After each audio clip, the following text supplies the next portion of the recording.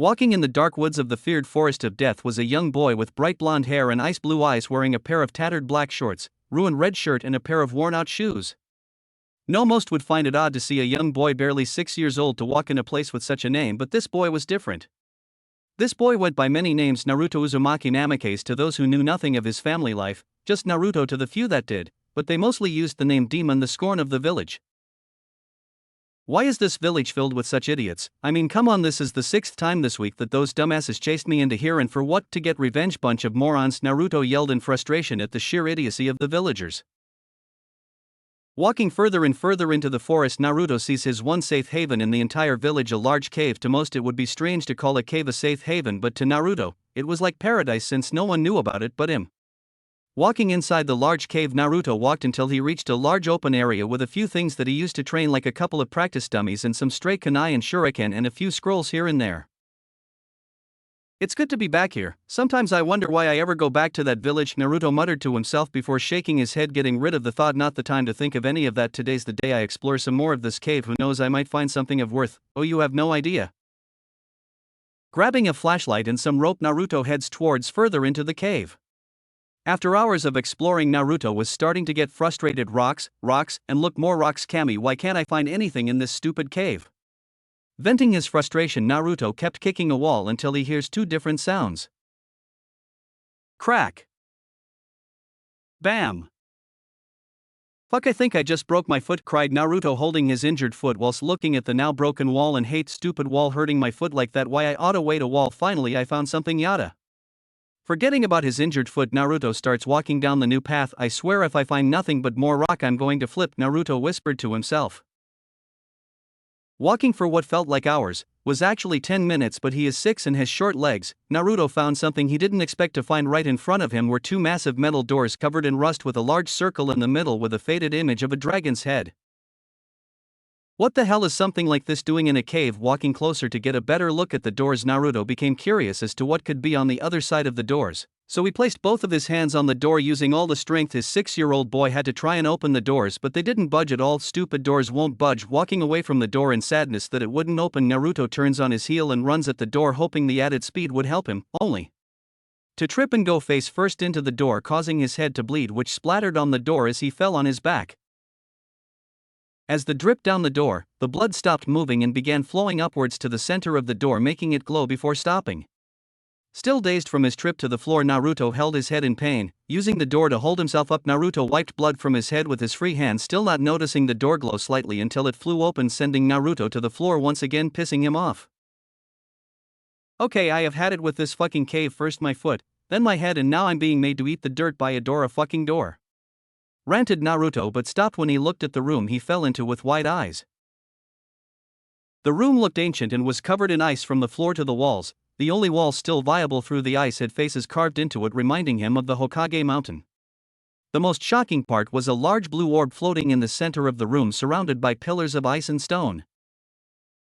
What is something like this doing here? Naruto asked aloud. Walking closer to the orb, being careful so not to slip on the icy floor, Naruto got a clearer look at the orb and saw a shadow floating in the middle of the mysterious orb. Wanting to find out what it was, he carefully edged closer to it but almost fell when a voice boomed around the room. So someone with the blood of the past has finally found this place, though I didn't think it would be one so young. Why are you here, boy? Boomed the voice, scaring Naruto. I found this cave years ago when my family locked me out of the house and the villagers chased me into the forest of death, and I have been coming back ever since. This is the only safe place I know of, answered Naruto, scared he had trespassed and was about to die for it. Why would your family lock you out, and for what reason would these villagers chase you? The voice asked in a slightly gentler voice. My family don't care about me. My father thinks I'm a waste of space that isn't worthy of breathing, and my mother doesn't even look at me. Naruto had tears gather in his eyes. Think about it, but the worst is my sister Mito. She knows that they don't love me and rubs it in my face every chance she gets, wiping the tears away. Naruto continues. As for the villagers, they see me as a demon because my father sealed the chakra of the Kyuubi into my sister and the soul into me, finished Naruto, with anger in his voice. These people foolish to think such things about you. I can sense your potential to become a strong fighter, and even These's old eyes can see you are no demon. Naruto wasn't sure, but he swore he heard the anger in the voice's voice. Child, do you wish to prove them wrong, show them the power you hold within you? Not expecting the voice to ask anything, Naruto could only say one thing. You say something? Somewhere in Konoha. Achoo, why do I suddenly feel a sense of pride? Asked a white-haired man before shrugging and went back to reading an orange book. Gigolo Hitomi, you naughty girl. The poor bastard never noticed the group of kunoichi behind him. Back with Naruto. I said, would you like to prove everyone wrong about you? Asked the voice again, a little irritated at what Naruto said. A shocked look appeared on Naruto's face but was soon replaced by one of confusion. No offense, Mr. Voice, but how can you teach me you're a voice? Asked Naruto, was not understanding how a voice could teach him how to be a strong badass fighter. I suppose that this is my fault for not introducing myself face to face. Look at the orb, child, and you will see how. Looking over to the blue orb, Naruto was shocked to see the shadow start to move and walk out of the orb, revealing an old man with long gray hair and chilling blue eyes with a scar going from his eyebrow to the bottom of his eye. My name is Kwai Liang, or better known as SubZero, but starting from now you will be calling me Master, stated Kwai with a smirk on his face at seeing the look of awe on Naruto's face. After announcing Naruto as his student, Kwai expected many things like a small bow or a cheer of excitement. He was not, however, prepared for the bombardment of questions the little blonde kept asking him. What will I be learning? A small tick mark appeared on Kwai's head. Will I be able to blow stuff up? The tick mark got bigger. How did you get that scar? Kwai's balled his fist. Will I learn cool fighting styles? Left eye beginning to twitch in irritation. Will I shut up? Shouted Kwai in irritation at the constant questions. Seeing that he pissed off his new teacher already, Naruto bowed. Sorry sensei, it won't happen again, promised Naruto, getting a nod for Kwai. See that it doesn't, but since you were so eager to learn, I will tell you what this place is. Millennia ago there were many worlds, but two were in a constant war. They were this world Noah's Earth realm and the other was Noah's Outworld. To stop this war, the elder gods created a competition that pitted the best warriors from both worlds against each other in mortal combat. Earth realm won, but the leader of Outworld, Shao Kahn, attacked anyway. We won, but it cost us greatly. As punishment, the elder gods destroyed him. Looking to Naruto to see if he was still paying attention, he was happy to see the amount of attention Naruto was paying to his story. It was later discovered that Shao Kahn had been manipulated into attacking Earthrealm by a sorcerer called Quan Chi to lower the Earth's defenses, making it easier for Shinnok, a former elder god, to invade Earthrealm. Fortunately, he was stopped by Johnny Cage and Sonya Blade, who trapped him inside an amulet where he was kept a prisoner for 25 years but was released by his followers. After his release, he tried to gain the power of the Jinsei, which is the life force of Earth, but was stopped by Cassie Cage, the daughter of Johnny and Sonya. After Shinnok was defeated and Earth safe once again, I returned to the Lin K temple. As the years went by and the world began to change, my people began to die out with only me left standing. I asked Raiden to allow me to stay here in the Jinsei and wait for a person worthy of my teachings, and that is you, young Naruto. You will be my legacy to this world. Kwai looked over to see Naruto shed silent tears. What is wrong, my student? Asked Kwai, not sure why Naruto would start crying at his words. It's just that you're the first person to actually acknowledge me, stuttered Naruto, wiping away his tears of joy. Smiling at his student, Kwai ruffles his hair. When I am done teaching you, Naruto, everyone will know exactly who they have wronged. Smiling at his teacher, Naruto starts bouncing on the balls of his feet. So sensei, what are we going to do first? Asked Naruto, barely containing his excitement. First, you are going to write a letter to your family and I will place it in your bedroom for them to find, and after, well, let's just say you're going to be rather busy for the next 10 years. Laughed Kwai, scaring Naruto about what plans his sensei had for him.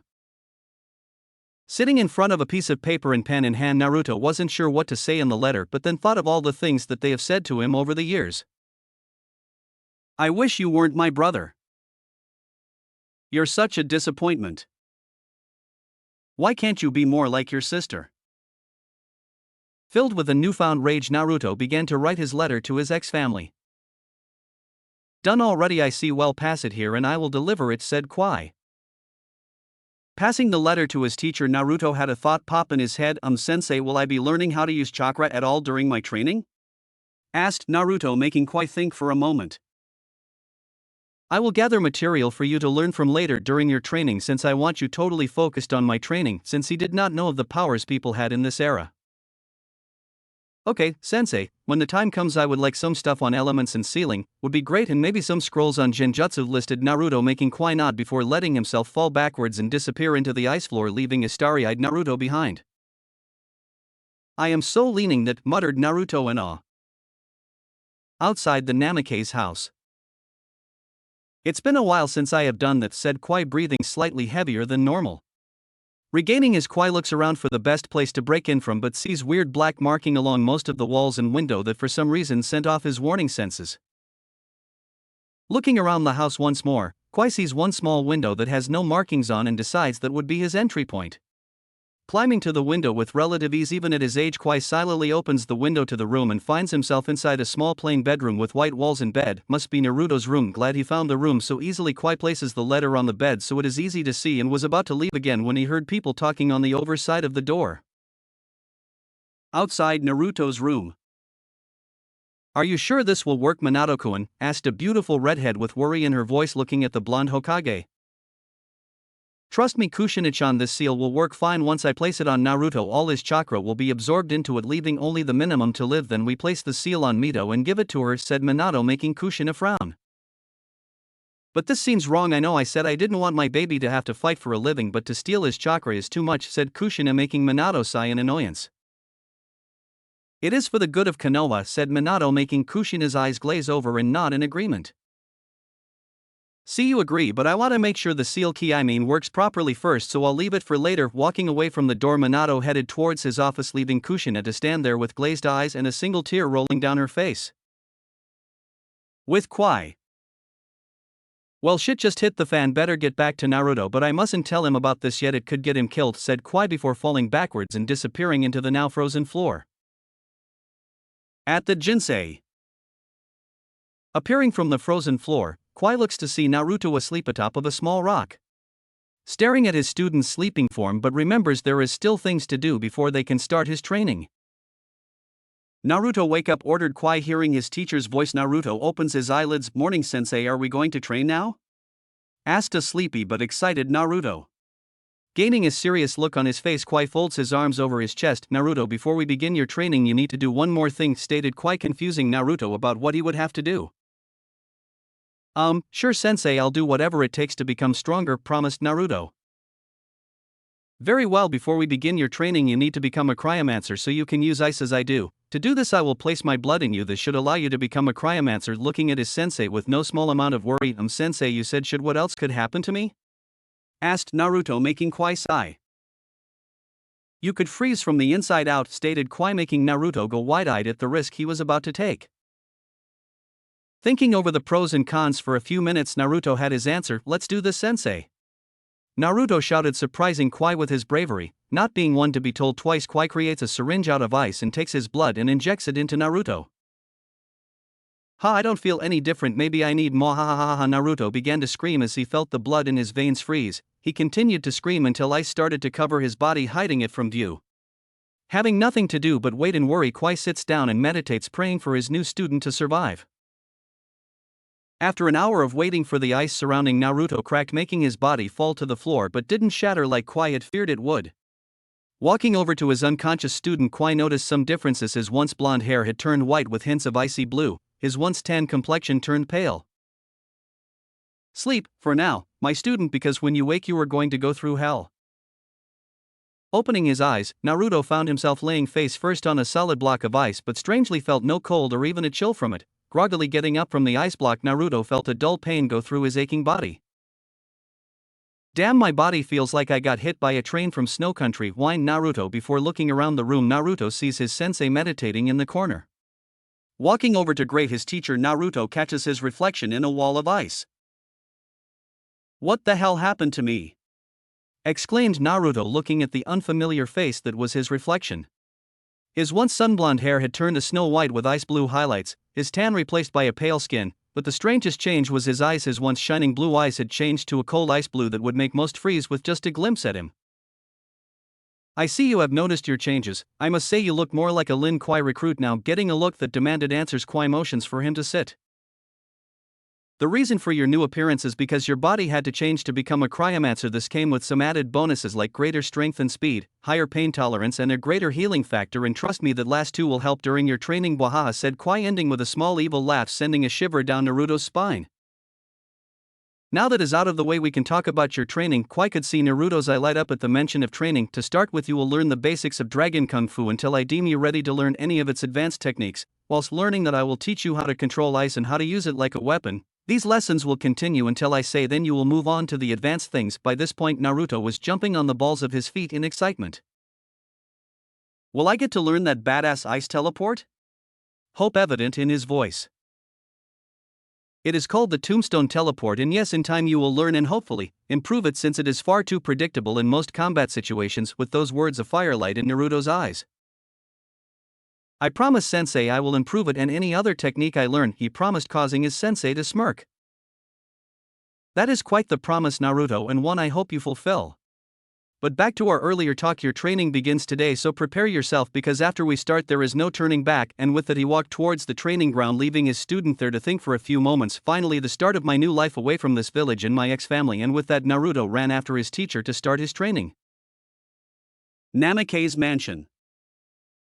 Kushina Uzumaki was sitting at home reading a book but felt a sudden pain go through her heart. Why does my heart hurt? Why do I feel like I just lost something important? She muttered to herself, holding her chest in pain. Still holding her chest in pain, Kushina walks into the kitchen and sees Mito eating a sandwich. Hello Mito-chan, said Kushina, still holding her chest. Something Mito noticed. Are you okay, Ka-chan? Seeing that her daughter was worried, she put on a false smile. I'm okay Mito-chan, just feeling a bit under the weather. Seeing no reason not to believe her mother, Mito goes back to eating her sandwich. Watching her daughter eat her lunch, Kushina started to think about her family. Minato was normally busy with his duties as Hokage, and if he wasn't he would be teaching Mito or working on his seals. Then there she, Mito, was a loud and energetic girl, reminding her a lot of herself at her age, especially with her red hair. And finally Naruto, the black sheep, one of the family, that being one of the nicer names she had heard Minato calling him. Naruto was a mystery, and saying he was distant would be, putting it mildly, not that she blamed him. For some reason no one seemed to care for him, regrettably not even her. Mito, have you seen your brother? Asked Kushina, making Mito look like she had just been slapped. Why would I know where that waste of space is? Asked Mito, shocking Kushina. Don't talk about your brother like that, yelled Kushina, making Mito look at her like she was crazy. Why not? It's the truth. He is useless and should do everyone a favor and slap asterisk. Holding her red cheek, Mito looked up to see her mother look at her in anger, something that scared her. Don't ever say that ever, do you understand? Yelled Kushina, getting a nod from Mito. Kushina bends down and wipes away her daughter's tears. Now we are both going to Naruto's room to see him, and you are going to say sorry, understand? Getting a nod, the two head upstairs and stand outside Naruto's room. Ka-chan, I can't remember ever going into Naruto's room before, said Mito, making Kushina think about the last time she went to kiss Naruto goodnight or read him a bedtime story, and she couldn't remember because she had never done it. Knocking at the door a couple of times and getting no response, the two silently opened the door and frozen at what they saw. Naruto's bedroom was as plain as a prison cell, a single bed, a small desk in the corner, and gray walls without a single poster, hell, not even a drawing. Looking around the room for something to tell them where Naruto had gone to, Kushina sees a small slip of paper sitting on the bed. Feeling her heartbeat quicken, Kushina walks over to the note and starts to read. Dear ex-family, instead of writing about all of the horrible things I have had to go through, like the beating from the villagers and the neglect from you, I choose to only write 3 words to you. Goodbye forever. Finished reading the note, Kushina drops the note and breaks down sobbing on her knees, so followed by Mito, who picks up the fallen note. And so joins her mother crying on the floor. This is my fault, I wanted him to go, cried Mito as she held the note to her chest. No Mito-chan, don't blame yourself, blame me, Minato and this village, wept Kushina. Staying in Naruto's room for hours crying over the loss of Naruto, the two redheads heard the front door close. Kushina-chan, Mito-chan, I'm home, called Minato from downstairs. Hearing their husband/father's voice, the two rushed downstairs and hugged the life out of him, surprising him. Calm down you two and tell me what's the matter, said Minato, trying to comfort the two. It's Naruto, he's gone, cried Kushina, tightening her hold on Minato, making him wince. I'm sure he will be back soon from wherever he is, said Minato, who was panicking on the inside. Shit, did the little runt die in the forest for the first time in his life? Minato wished Naruto wouldn't be dead. No, he won't. He ran away. He left a note, said Kushina, passing the note to Minato, who read it quickly, his anger rising with each word he read.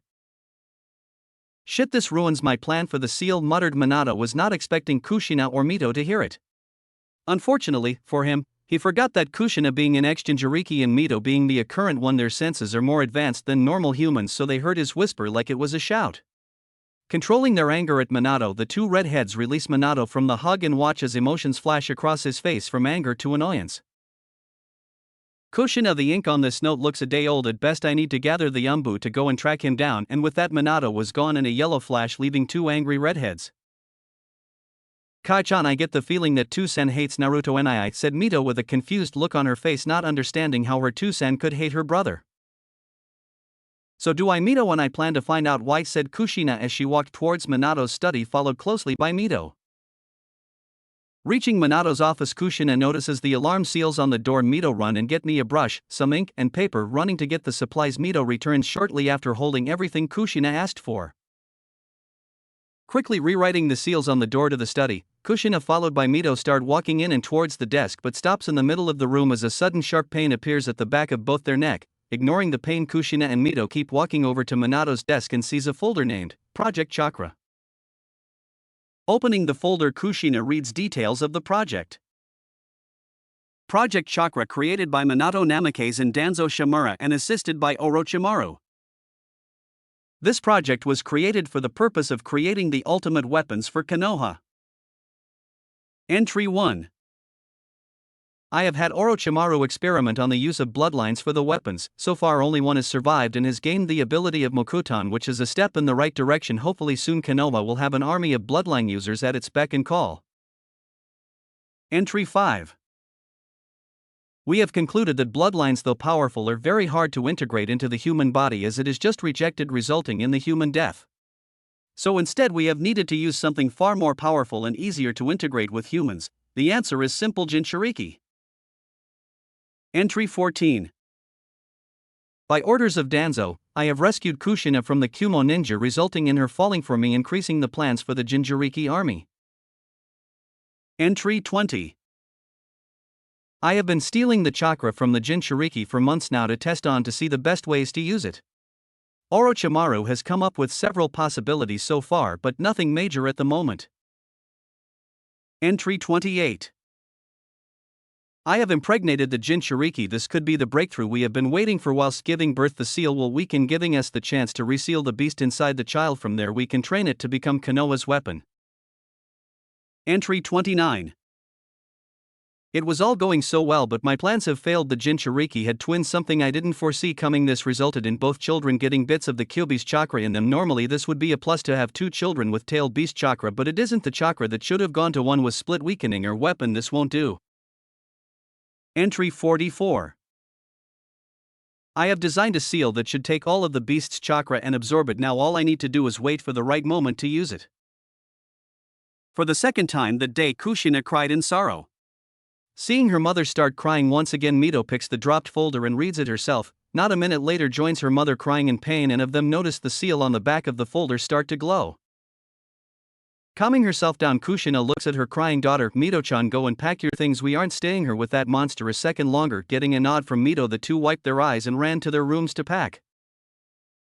Quickly packing their things, Kushina and Mito walk out of the Namikaze door, never to return. With Minato 10 minutes earlier. Sitting in the Hokage office was Minato, who had just sent off a squad of Umbu to track down his wayward son. I know you're there, you can come out, sensei, said Minato, smiling slightly as he saw his sensei step out of the shadows.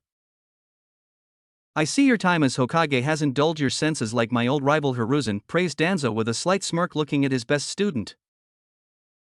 Taking a seat across from Minato, Danzo gained a serious look. Is it true that your son has left the village? Don't call that thing my son, but yes, it is true he has run away, but I have sent a squad of Umbu to retrieve him, answered Minato, causing Danzo to sigh in annoyance and frustration. I will never understand your hate for your son, but never mind that I will send out 2 squads of Root Umbu to help with the search. Have you finished the seal? Asked Danzo, getting a nod from Minato. Good, if he is found by my root umbu, then I will have him taken to one of the underground bases for safekeeping until we can proceed with the plan. Agreed, send me a message. Shit, the alarm on Project Chakra just went off. I have to go, disappearing in a yellow flash, leaving a worried Danzo. Namake's manor. Appearing in outside his home, Minato sprints inside his office only to see it empty, with the Project Chakra folder on the ground and covered with tear stains. In this situation, Minato could only say one thing.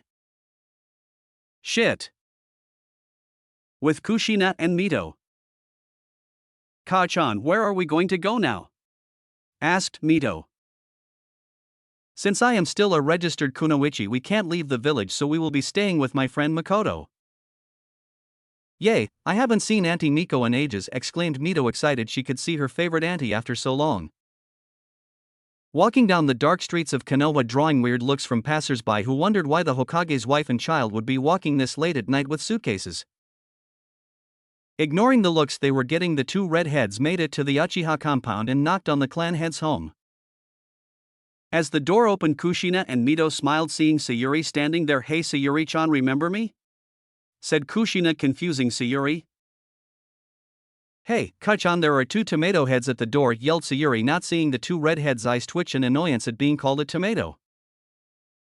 Hearing her daughter shout, Makoto walked to the door to greet her longtime friend. Hey Kushina, what are you doing here at this time? Did you get into a fight with Minato? Asked Makoto. Can we put these two to bed, then I will explain. Getting a nod, the two kunoichis took the girls into Sayuri's room to sleep. Walking back into the sitting room, Makoto looks at Kushina with a serious look. Okay Kushina, what happened? With that, Kushina started to explain what had happened and what she had discovered. By the end of the story, Makoto was livid. That bastard! Yelled Makoto. So is it okay to stay here for a bit just until I buy an apartment for me and Mito? Of course, it's okay for you to stay, and you can forget an apartment, you can have one of the houses here in the compound. Thank you, but I don't think Fugaku will like that very much, said Kushina, causing Makoto to laugh. Don't worry about him, he won't do a thing, trust me. Seeing the sweet smile on Makoto's face, Kushina just nodded. Good, now it's time for you to get some sleep, you have had a long and stressful day. Agree with her friend, the two headed off to sleep. As Kushina tried to fall asleep, she couldn't take her mind off of Naruto and how badly she had failed him. I'm sorry Naruto, wherever you are, I hope you're happy, whispered Kushina before falling to sleep. Jinsei 5 years later, Naruto age 11. It was an early morning in the village of Konoha, but down deep below, a young Lin-Kei student was practicing with his sensei. Very good Naruto, you have almost mastered the dragon style, all you need is more experience using it, praised Kwai, looking at his now 11-year-old apprentice. It's all thanks to you sensei, replied Naruto with a bow. The past 5 years of training had been great for Naruto. He had changed a lot over the years. He had grown to a nice 5 feet 6, his hair was still the same color, but it had grown into a shaggy look with some bangs covering his eyes, Ichigo Dangai, and his face had become more angular with the loss of his baby fat. Basically, he looked like a young Minato but with blue and white hair, paler skin. Since his old clothes not longer fit, Naruto now wore a pair of black steel-toed combat boots with black combat trousers with an ice blue belt with the Lin-Kei symbol on it. For his upper body he wore a tight sleeveless black shirt showing off his defined muscle, over this an ice blue short-sleeved trench coat, and as tradition he wore the Lin-Kuei mask. True, but without your natural skill and your determination it would have taken much longer to teach you. But enough of that, let you see your progress in your ice manipulation, show me your weapons of choice.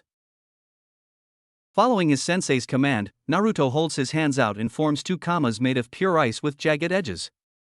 After forming the kamas, he starts going through his kata for them, called the dragon's talons. Finishing his kata, he releases his weapons, making them shatter on the ground. Good, very good, now show me your other weapon, ordered Koei. Bowing to his sensei, Naruto holds his hands together and forms a Muramasa katana that was a bit longer than normal. Going through his kata for his sword called the Dragon's Fong.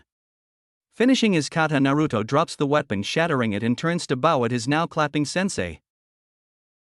Very impressive. To learn two of the Lin-Kei's most difficult weapon styles is no easy feat, yet you, my student, have done it, and I couldn't be prouder, said Kwai with pride evident in his voice. Thank you sensei, will that be all for today?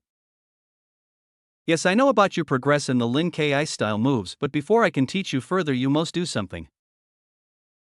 Give me your order, sensei, and I swear on my honor it will be done. Don't be too hasty, me student, you should hear the mission before accepting. But since you are so eager, your mission is to kill every bandit at a small camp located east of here. I believe it is near a small country called the Land of Waves, finished Kwai, looking at the shocked face of his student. But sensei, I've never killed before, said Naruto, looking to the ground. I don't think I can kill in cold blood, he muttered, sounding sad that he would disappoint his teacher. Looking at his student, Kwai couldn't help but think this is what his father must have had to do when training him and his brother. Naruto, you are ready for this, I know you are. I agree, killing in cold blood is wrong, but killing to protect those weaker than you is something that I believe in, and I hope you learn too as well, said Kwai, looking as Naruto kept his head down, think on his words. Naruto thought of his sensei's words over and over again in his head. No one ever looked out for me, so maybe if I look out for those weaker than me I can stop people having to go through the same things I did. With that thought in mind, Naruto looked up to his sensei with fire in his eyes. If I can help people like you helped me, then I will, even if I have to kill, exclaimed Naruto with determination. Good, go and gather all that you think you require, then we shall both go so I can watch you fight, said Kwai, making Naruto run off and gather his supplies. I hope I'm making the right choice, but with the world like it is, then the kids in school must be doing something similar, Kwai said to himself, not knowing how wrong he was. Uchiha Compound. Mito, you are going to be late to the academy if you don't get up, shouted Kushina. The past 5 years have been kind to Kushina. She still looked like she was in her 20s even if she was nearly 40. Coming, Ka-chan, shouted Mito from upstairs. Mito had grown to become a clone of her mother in the past 5 years, but still had some of her father's features, like her blue eyes and some blonde highlights in her long red hair. Shouting goodbye to her mother, Mito runs towards the compound gates only to see Sayuri standing there with an annoyed look on her face. And what took you so long? Asked Sayuri with a "you better have a good explanation" look, causing Mito to sweat a little at her friend's stare. You see, on the walk here I saw this old lady who had dropped her shopping, and being the good citizen I decided to help her, but it turns out she was an enemy ninja and she took my wallet, so I had to track her down and fight for it, which took a while, lied Mito, not noticing the tick mark on Sayuri's head get bigger and bigger with each passing second. That's bullshit! Exclaimed Sayuri. Kami, you need to stop talking to Kakashi-san, you're starting to act like him. Next thing you know you'll be reading those orange books, said Sayuri with a small smirk at seeing Mito's face go pale at the very thought. That will never happen, not now, not ever. Denied Mito. Kami knows what her mother would do to her if she started reading those books. Anyway, we are going to be late if we don't hurry up, said Sayuri, who started walking away, leaving Mito behind. Hey, wait up! Shouted Mito as she ran after her best friend. Academy. Arriving with a minute to spare, Mito and Sayuri take their seats next to Hinata. Morning, Hinata-chan greeted Mito with a smile whilst Sayuri gave a small nod. Morning, Mito-chan, Sayuri-chan, are you both ready to practice the Henjutsu today? Asked Hinata. You bet I am, I finally have it down to 2 hand seals, boasted Mito with a grin on her face, only for it to falter when she saw the 2 deadpan looks her friends were giving her. It is taking you this long to get that far, even Shikamaru can do it with 1 hand seal, and he is the laziest bastard I know, said Sayuri, making Mito depressed. It's not my fault, I have massive chakra reserves and very little control, muttered Mito, making her friends snicker at her. Still depressed about her lack of progress, Mito takes her seat just as their sensei Irika walks in. Good morning, class. Today we will be going over our Henjutsu, so form a line and get ready to perform it. As the class lined up, Mito slowly walked down the stairs before taking her place in the line. Why do I have to do this? I would rather be doing something cool, thought Mito. With Naruto and Kwai. Above in the trees overlooking the bandit camp, Kwai looks over to his nerve student. Naruto, from now on this is your mission, so make your plan, said Kwai, making Naruto close his eyes and open his senses.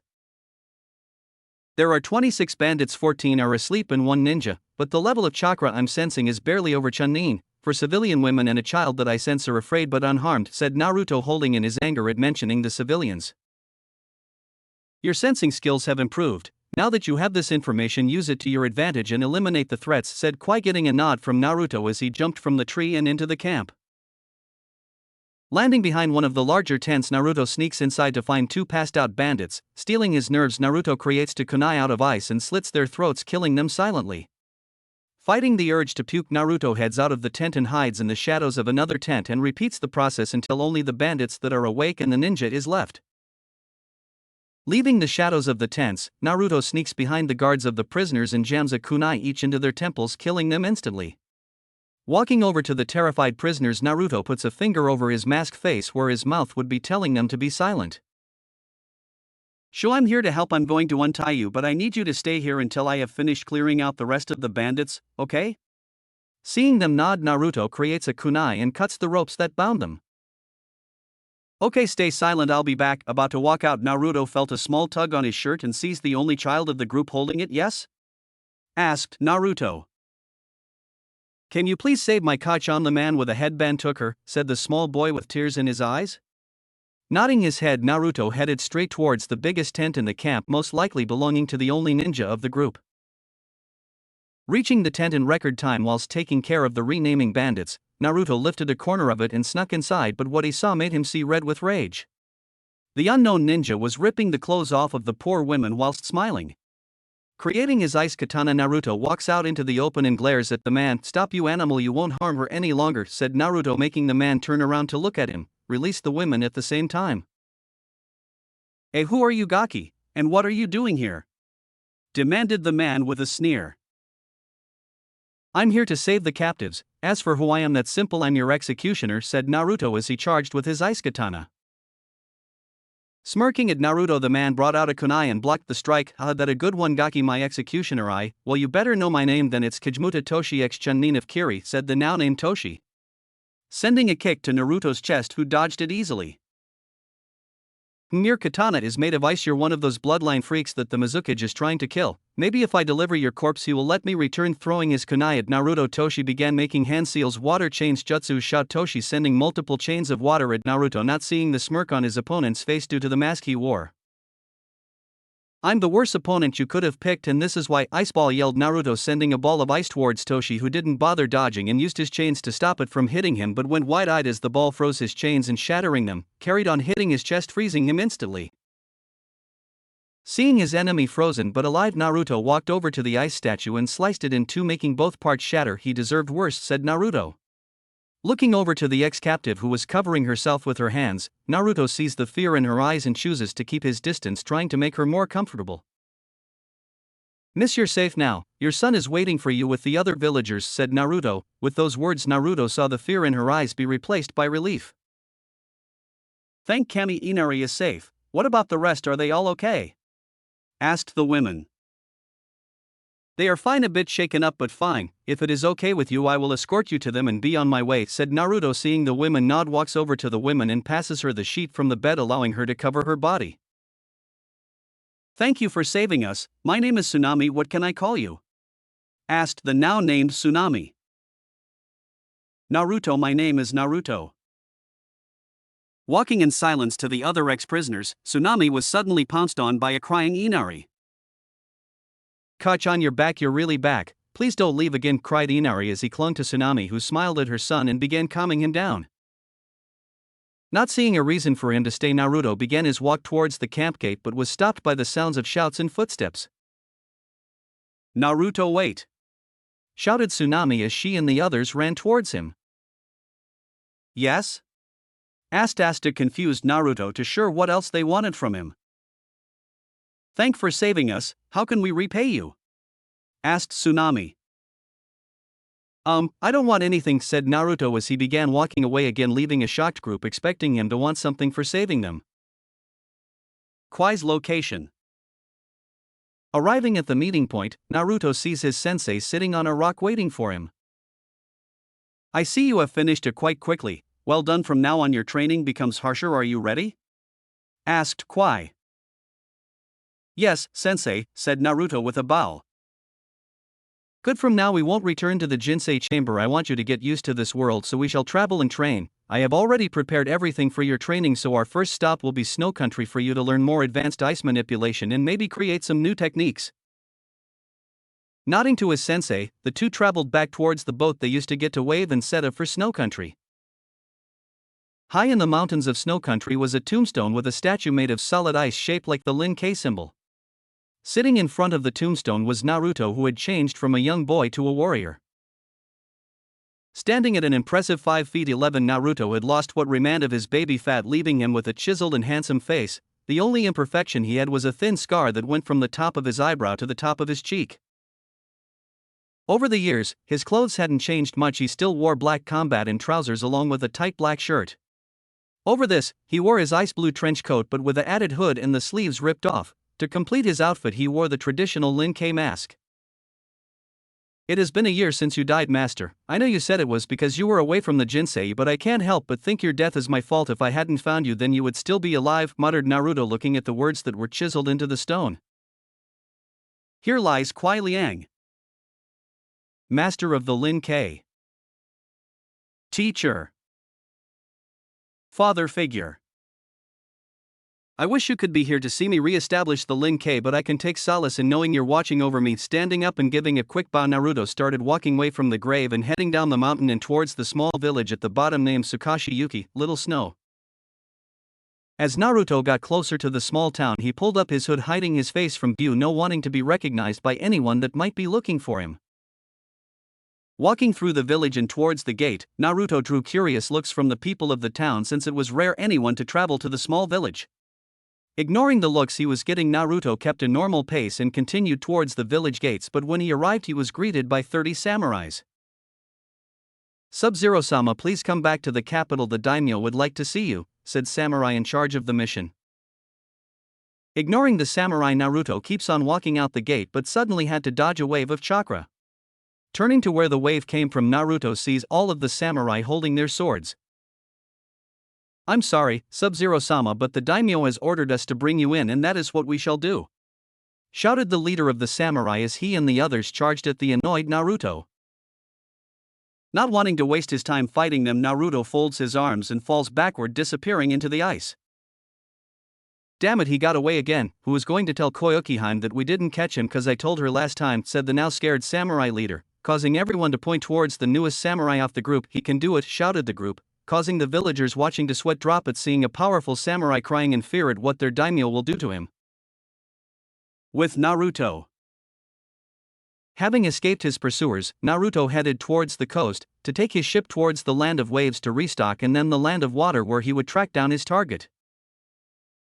Over the last year, Naruto had made a name for himself across the element nations by becoming a bounty hunter under the name SubZero in honor of his master. But with reputation comes notoriety, as after he defeated an A-rank missing nin, he was placed in the bingo books as an A-rank ronin and ninja without an affiliation to a hidden village. Fortunately for Naruto, they had next to no information about him other than his cover name and a picture of him with his hood up. Other than bounty hunting, Naruto did the occasional mission if the pay was good enough. One of his best clients was IWA, since it was low on shinobi for the last Great War, and another was Kiri. With their low numbers after the Civil War, they offered many jobs to him, something he was thankful for. That and he found Korisuchi, and Neikyu didn't hurt. Reaching the coast, Naruto climbs aboard his small sailing boat and heads towards Wave for the first time in 5 years. Konoha, same time. In the past 5 years, Konoha had changed, with many things happening, but one of the most devastating was the Uchiha massacre. Nearly every Uchiha apart from the children, a few civilians, and Makoto had been killed by Emiko Uchiha, daughter of Makoto and Umbu captain, now S-rank missing nin. Team 7, which consisted of Kakashi Hatake, Mito Uzumaki, Sayuri Uchiha and Kiba Inuzuka, were ready to blow a gasket from the amount of D-rank missions they had to do, namely catching the Devil Cat Torai. Over the last 5 years, Mito had grown from a young girl to young woman that looked and acted identically to her mother: long red hair, porcelain white skin, and a beautiful face and figure that made me drool. Sayuri had become a carbon copy of her mother Makoto, something that men in Konoha were grateful for. She had long black/blue hair, soft white skin, and a beautiful face and body. Kiba looked like a typical Inuzuka: wild spiky brown hair, red fangs on both cheeks, and a coat with fur around the collar. Right now, Team 7 stood in front of Minato Namikaze, the Yondaime Hokage and ex-husband to Kushina Uzumaki. "Mission accomplished, sensei," said Kakashi was not looking up from his book, much to Minato's annoyance. "Very well, would you like another mission? We have many D-rank ones to complete," asked Minato. Seeing his student ready to shout, Kakashi spoke first. Actually, sensei, I think they are ready for a C-rank mission, said Kakashi using his patented eye smile. Very well, Kakashi, send in Tazuna, ordered Minato, and without a second delay an Umbu walked in with an old man wearing a straw hat and drink from a jug. I'm the super bridge builder Tazuna and I wanted super protection. How are these kids going to protect me? The redhead one looks like a tomato, the gloomy girl looks like she'll cut herself more than the enemy, and that kid has a dog. What's that gonna do? Piss on the bandits. At the end of Tazuna's rant, the three genins had to be held back from beating the man black and blue by Kakashi and the Umbu. Don't worry sir, I'm an experienced jonin, I can handle a couple of bandits, said Kakashi, still holding Mito and Sayuri back from beating the old man. After discussing the time they would meet at the gate, Team 7 went to their homes to prepare for the mission. Uzumaki home. Getting to her home, Mito runs into the kitchen to see her mother wearing her jonin uniform and her hair in a ponytail. Kachan, I finally got a C-rank mission. No, I can help you look for Nichan, exclaimed Mito happily as she hugged her mother. Over the past 11 years, Kushina had been looking for signs of Naruto on every mission she took. She had even asked Jiraiya to help her look, but with no success. A day didn't go by when Kushina didn't cry at the loss of her son, not that she had the right to call him that. That's great, Mito-chan, what's the mission? Asked Kushina, hoping it was nothing too dangerous for her daughter. Just guarding some drunk bridge builder that lives in Wave. I wanted to guard a prince, but no, instead I get an old drunk, exclaimed Mito, making Kushina chuckle at her daughter. After talking to her mother a bit longer, Mito packs her equipment and heads out the door, not seeing the worried look that was on Kushina's face. Konoha Gate. So Imo, when is you teacher and that tomato girl getting here? Asked Tazuna, either not noticing or plain not caring at the glare Sayuri was giving him. Kakashi-sensei is normally late and I wouldn't be surprised if Mito stopped off for ramen on the way here, said Sayuri, not sensing the person behind her. That hurts, you know, Sayuri-chan, do you think that badly of your sensei? Asked Kakashi, making Sayuri jump in fright. Glaring at her laughing sensei and teammate, Sayuri tried to get her breathing back under control. 5 minutes later, Mito came running along with a smile on her face but dropped it when she saw the pissed off look on her teammates' faces. I'm sorry I'm late, my Kachan had to talk to me about something important, said Mito, making her teammates facepalm, and Kakashi too chuckled. Mito-chan, you still have noodles round your mouth, said Kakashi, causing Mito's face to match her hair in embarrassment. Quickly wiping the noodles from her face, Mito gets into formation around Tazuna and they begin their journey to Wave. Walking down the dirt path towards Wave, Kiba got bored of the silence and decided to ask Tazuna some questions. Hey, Tazuna-san, doesn't Wave have its own ninja?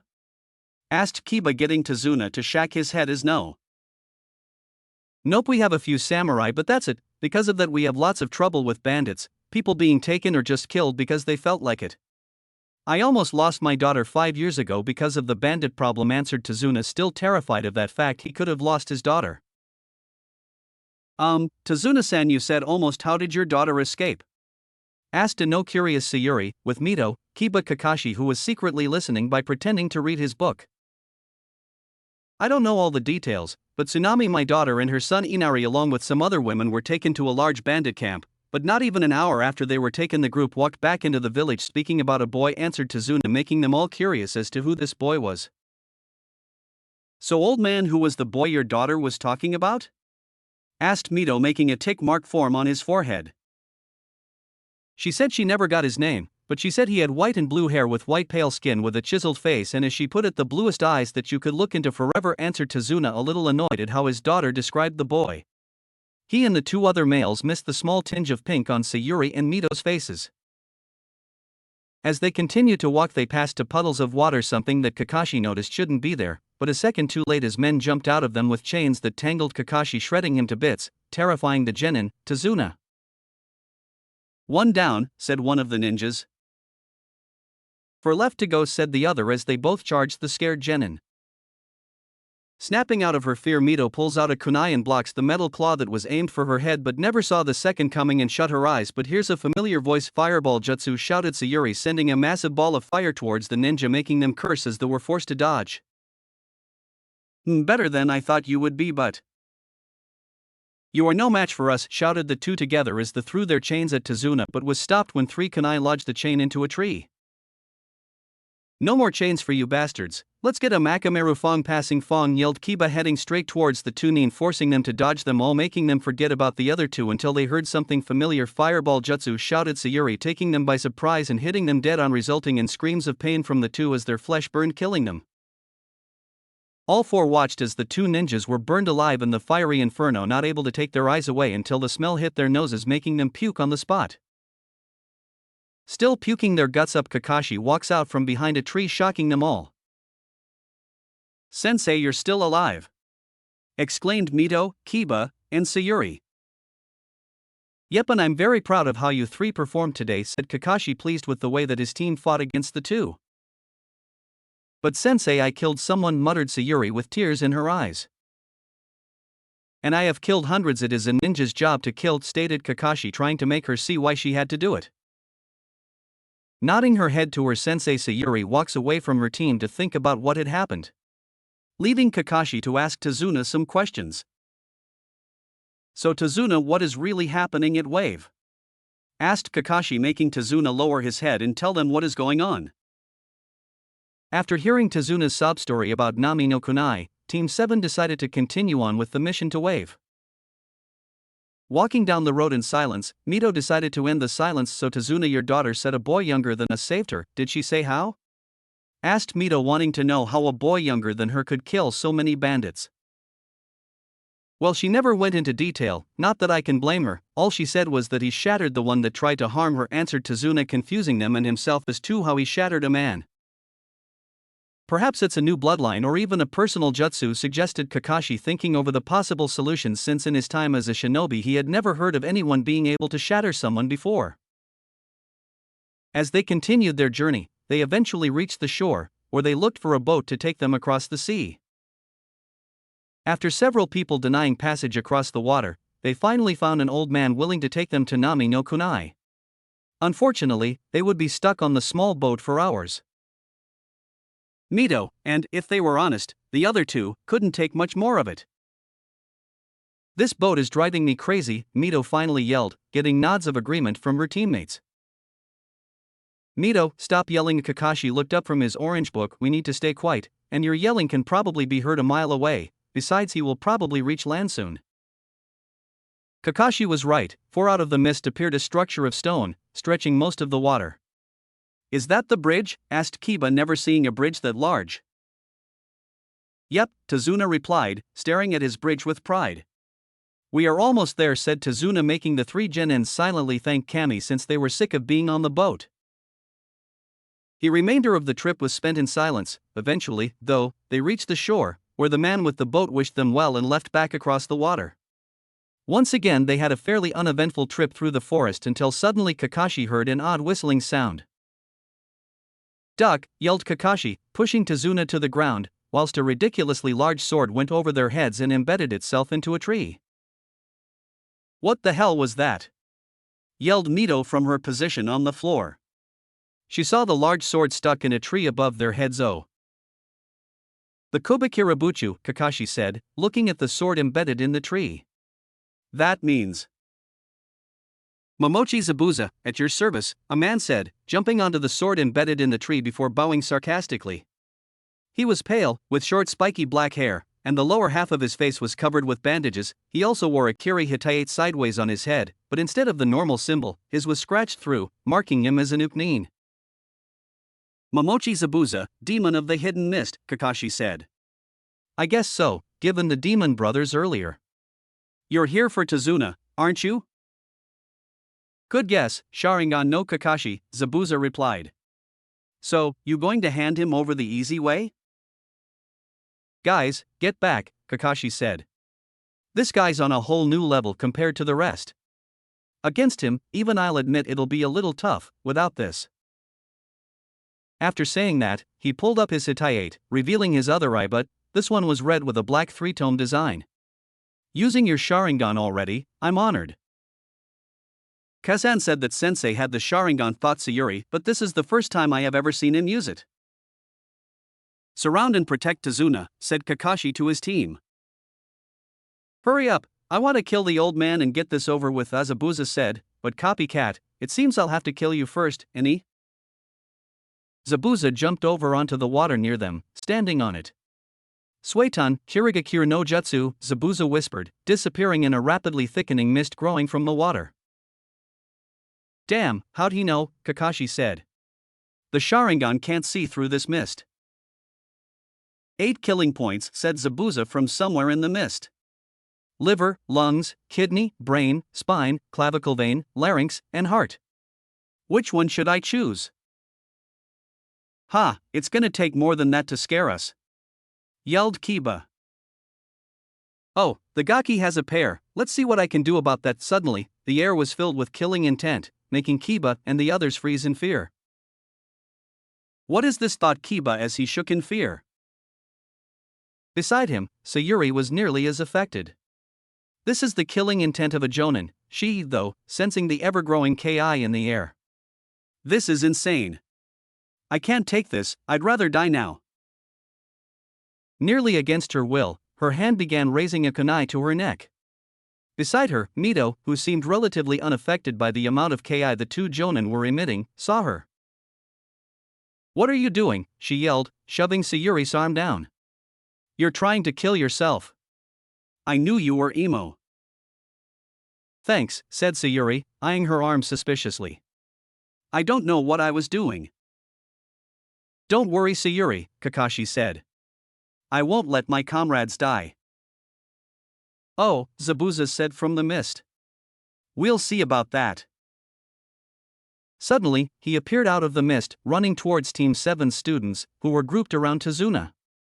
With Kiba frozen in fear and Sayuri still slightly trying to fight off her own arm, Mito was left to try to defend them.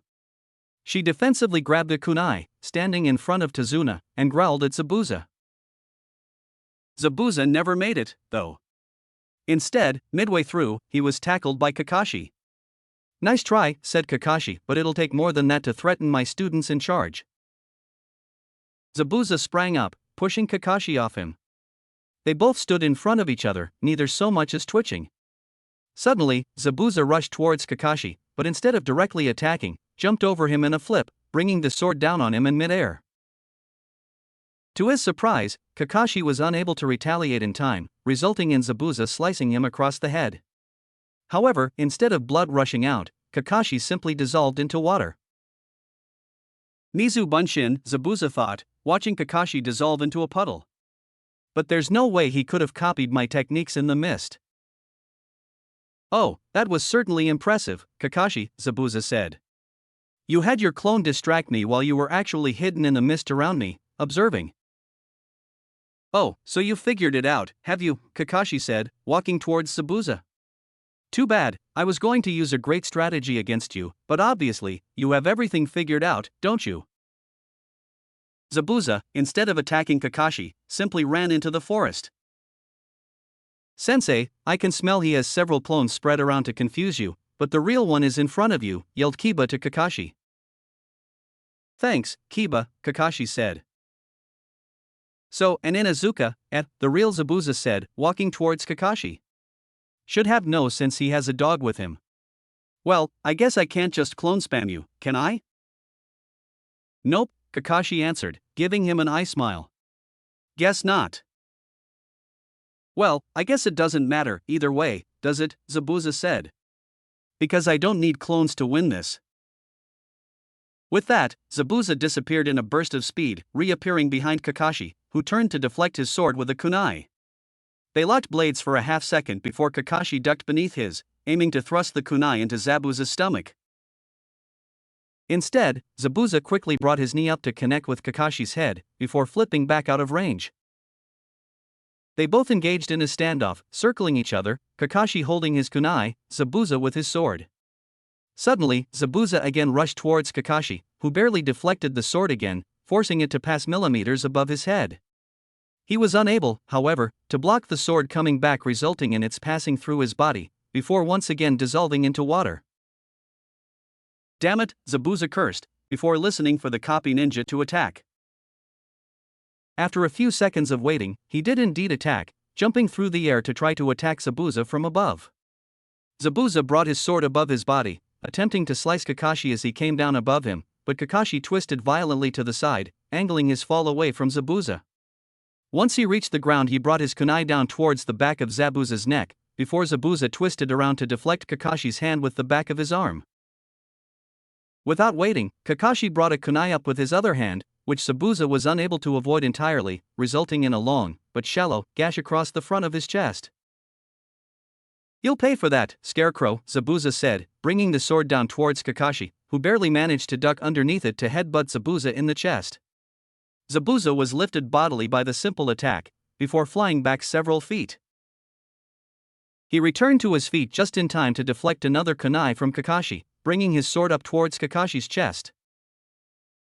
Kakashi jumped above the swing of Kubakirabuchu, before bringing another kunai down towards Zabuza, who ducked away from Kakashi, bringing his sword up to prevent Kakashi from following. Zabuza once again moved towards Kakashi, holding his sword beside him as if to bring his sword up in a diagonal swing. Instead, he used his sword as a counterweight, bringing his leg up to kick Kakashi in the side of the head, sending him flying. Kakashi landed in the water, swimming below to retreat before attacking again. "Wrong move, Scarecrow," Zabuza said, walking over to the water. "Suiton, Sura no Jutsu," he said, bringing part of the water, and Kakashi, up into a sphere. "No. I can't do anything from in here," Kakashi thought. "Ha!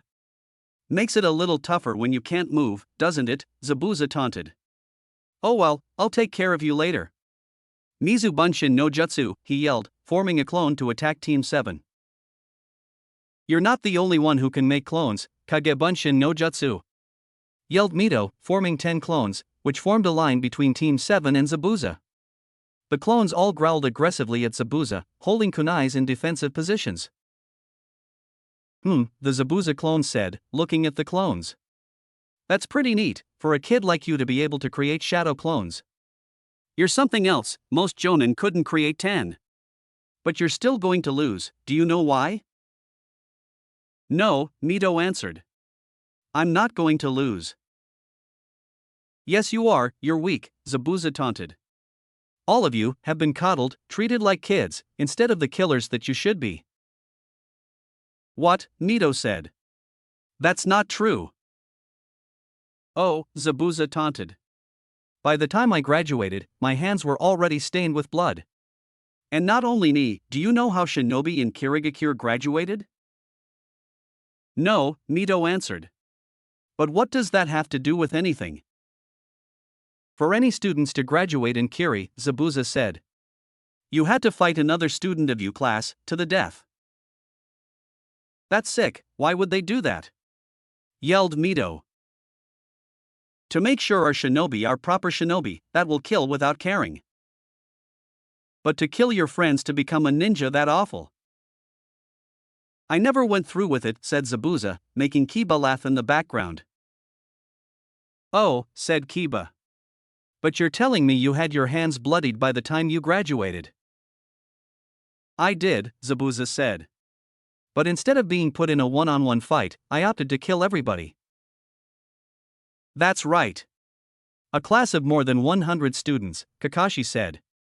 "And you killed them all, in a single day. That earned him the moniker Demon of the Hidden Mist. Not wanting to waste more time, Zabuza's clone ran towards Mito's clone army, but, before the clone made it, it was frozen along with Mito's shadow clones. A thick cold mist gathered around the water. My, I hoped my target would be easy to find, but to find not only Zabuza but Kakashi of the Sharingan, my luck is better than normal," said a male voice from inside the mist. As the mist cleared, a man standing there at an impressive 5 feet 11, who wore black combat and trousers along with a tight black shirt. Over this, he wore his ice blue trench coat with a hood up, along with a face mask. "Zabuza Momochi, the lovely Mizukage wants you back in Kiri," said the man, making Zabuza throne. "Forgetting about Team 7. What does that lunatic want with me? He's still pissed that I tried to kill him," said Zabuza discreetly, sending his hidden friend in case things went south. "Ah yes, you don't know, there is a new Mizukage now since the rebels won the war, you know her. I believe, does May Terumi ring any bells?" "Seriously, May is the Mizukage, I'm surprised that any men are still allowed in Kiri," said Zabuza, making the man chuckle. "So will you and your friend come with me to Kiri? I need to get my money for your collection?" asked the man. You must be important if May would entrust this job to you, so who are you? I go by the name SubZero, said the now named SubZero with a small bow. Last time. Seriously, May is the Mizukage. I'm surprised that any men are still allowed in Kiri, said Zabuza, making the man chuckle. So will you and your friend come with me to Kiri? I need to get my money for your collection? Asked the man. You must be important if May would entrust this job to you, so who are you? I go by the name SubZero, said the now named SubZero with a small bow. There was silence until Kiba barked out a laugh. Ha ha, what kind of stupid name is that? Suddenly the water surrounding SubZero froze and the air got colder, sending shivers down everyone's spines. My name was given to me by my deceased master, who got it from his brother, said SubZero, coldly glaring at Kiba, making him whimper silently at how cold the glare was. Excuse my student SubZero-san, he didn't mean to insult you, right Kiba? Asked Kakashi with a look that said apologize or else. Yeah, sorry SubZero-san, said Kiba, bowing slightly. The cold air disappeared. Good, if you hadn't apologized I would have impaled you on a spear of ice, said SubZero, making the Genins and Tazuna turn pale and for Zabuza to grin in respect. I like your style, kid. Maybe one day you could get as infamous as me, smirked Zabuza, liking this kid already. Sorry Zabuza, but I'm already in the bingo book as an A-rank Ronin, said SubZero, making the two Jonin wide-eyed and the Genin's jaws to drop. That's bull, you're about our age, how can you already be that well known? Shouted Mito, making SubZero actually look at the rest of Kakashi's team for the first time. Looking over, he saw the spitting image of his mother with some small differences. Not caring that his ex-sister was here, SubZero looked over to the other member of the team and saw a raven-haired beauty that reminded him of someone but couldn't quite place who. Just look in the bingo book, I was placed there after I got attacked by a couple of A-rank ninja who thought that they could kill me. Idiots all of them, they barely put up a fight, all they were good for was a bit of money and even that was barely worth it, said SubZero, making all but Zabuza think the same thing, he's so cold. Ah, I like your style, kid, reminds me of me, laughed Zabuza, liking this kid more and more. Why thank you Zabuza, but enough talking, if you could signal your companion we will leave, said Naruto, making Zabuza sigh. Sorry kid, but I can go back, not yet, at least, I need to finish this mission and if you help me the quicker we get to go back to Kiri. Kakashi froze at that there was no way he could take on two A-rank ninjas and defend his genin and the client. Cursing himself for not sending a summon for backup, Kakashi waited to see the events unfold, hoping that something whirled in their favor. Pretending to think it over for a moment, SubZero answered, Sorry Zabuza, but I have a couple of people in Wave that are acquaintances of mine and it would be terrible of me to just let them die, said SubZero, making Kakashi, Tazuna, and the Genins release a breath they didn't know they were holding. And here I was starting to like you, brat, but it looks like I have to kill you along with the rest, point his sword at SubZero, who smirked, loving to fight a strong opponent. But suddenly 3 Senbon needles flew out of the forest straight into Zabuza's neck. About to fall to the floor, in person wearing a Kiri Hunter Name mask appeared and slung Zabuza over their shoulder. Thank you, I have been tracking him for a while. Don't waste your breath, I know you're not a Hunter Nin, you're working with Zabuza, I'm here to retrieve you guys, remember, said SubZero, making the Hunter Nin blush underneath the mask. Not that you could see it. Without saying another word, the fake Hunter Nin disappeared in a swirl of snow, intriguing SubZero greatly. Perhaps the Lin K bloodline is not as dead as I once believed. So SubZero-san, you will be he. Was as far as Kakashi got before fainting most. What did you do to Sensei? Yelled Mito. I have done nothing to Kakashi, he is suffering from a mild case chakra exhaustion, explained SubZero. TCH, why should we believe you? Mito tried to argue with a blushing face as she knew she had embarrassed herself. Believe what you want, but, for now, grab your sensei and we will head towards Wave, ordered SubZero with a voice that said, do what I say or I'll hurt you. Following his orders, though reluctantly, Mito creates a couple of shadow clones to carry Kakashi the rest of the way to Nami no Kuni. Nami no Kunai. After a long painful walk, Team 7, Tazuna and SubZero made it to Wave, but got some very strange looks walking to Tazuna's house, since it's not every day you see a group of 4 identical teens carrying an unconscious man. Ignoring the looks they got, the group reached Tazuna's house and knocked. Tsunami-chan, I'm home, shouted Tazuna. The next thing the ninjas knew, the door had been flung open and Tazuna pulled into a hug by someone SubZero recognized. Tu-san, I'm so glad you're back, are you okay? Asked Tsunami, frantically looking over her father to see if he was injured. Stop fussing over me, I'm fine, thanks to these ninja here, especially the two in the masks, said Tazuna, making Tsunami look over to the unconscious Kakashi, giving him a worried look. Turning to the other masked ninja, she gasps, recognizing the unique face mask. What's the matter, Tsunami-chan?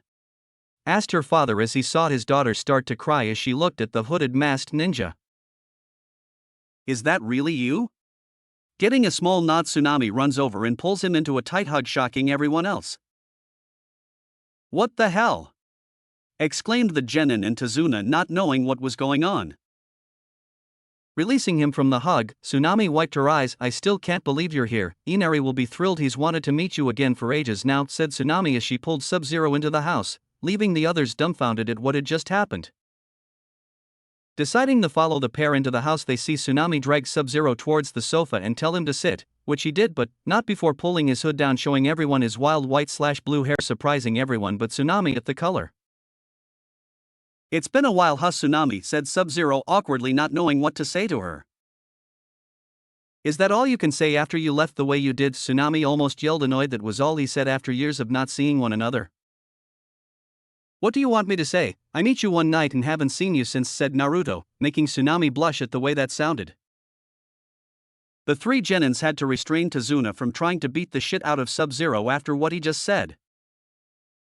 But you just left, all I got was a quick goodbye. The others were disappointed too. The three genins blushed at what they heard, but for Tazuna that was the boiling point. Charging into the room, dragging three genins behind him, he pointed at SubZero with fury in his eyes. What the hell did you do with my daughter? Huh? Was all SubZero could say, not having a clue what the old man was talking about. TOUSAN, it's nothing like that, yelled a blushing Tsunami. Bullshit, who do you two know each other?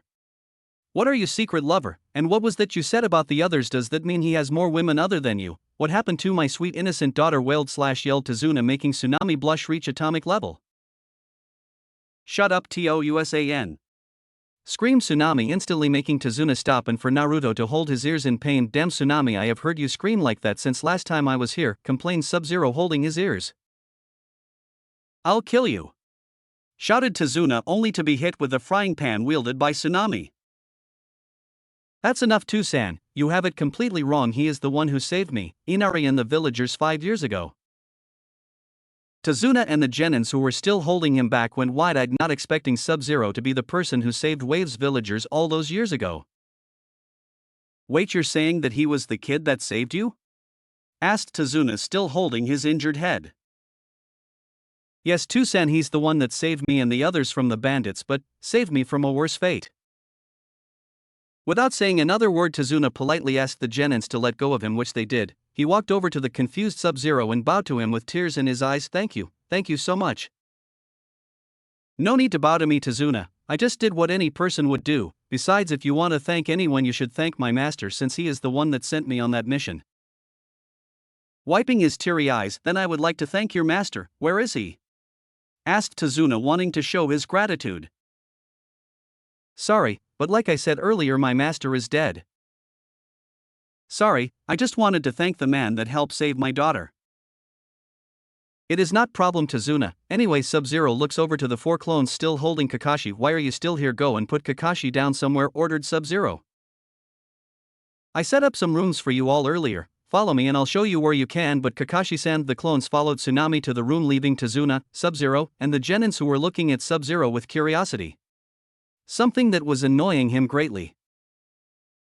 Are you going to keep staring at me? Asked SubZero, making Sayuri talk for the first time since he had turned up. Who are you? I told you already, my name is SubZero.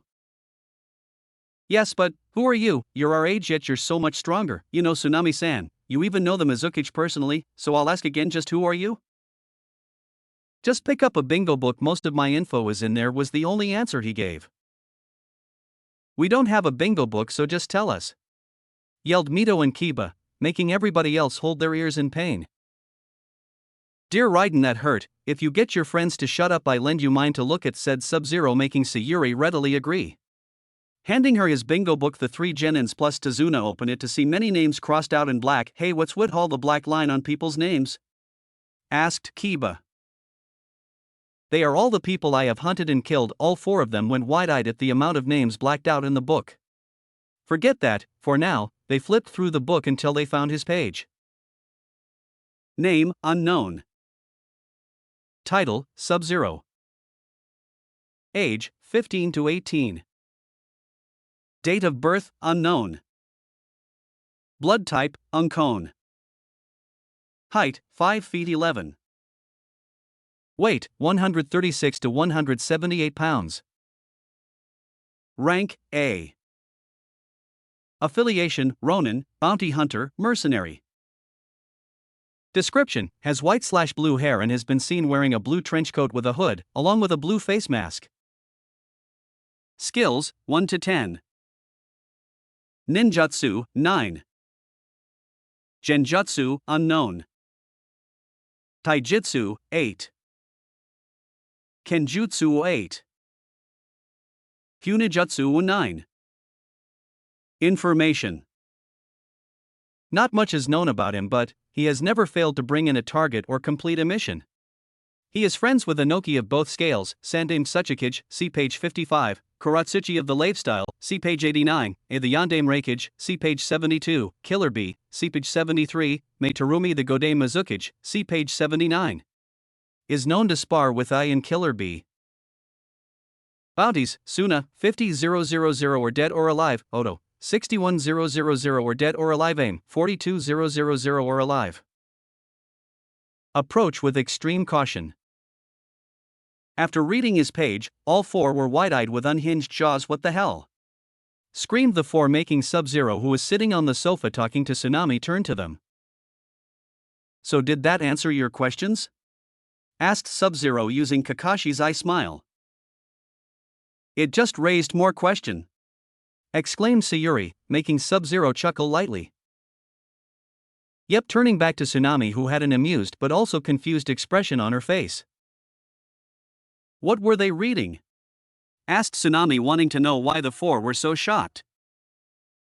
It's a book that tells you information about dangerous ninja and they read my page, answered SubZero, making Tsunami want to read as well. Walking over to the still shocked four, she picked up the dropped book and read it.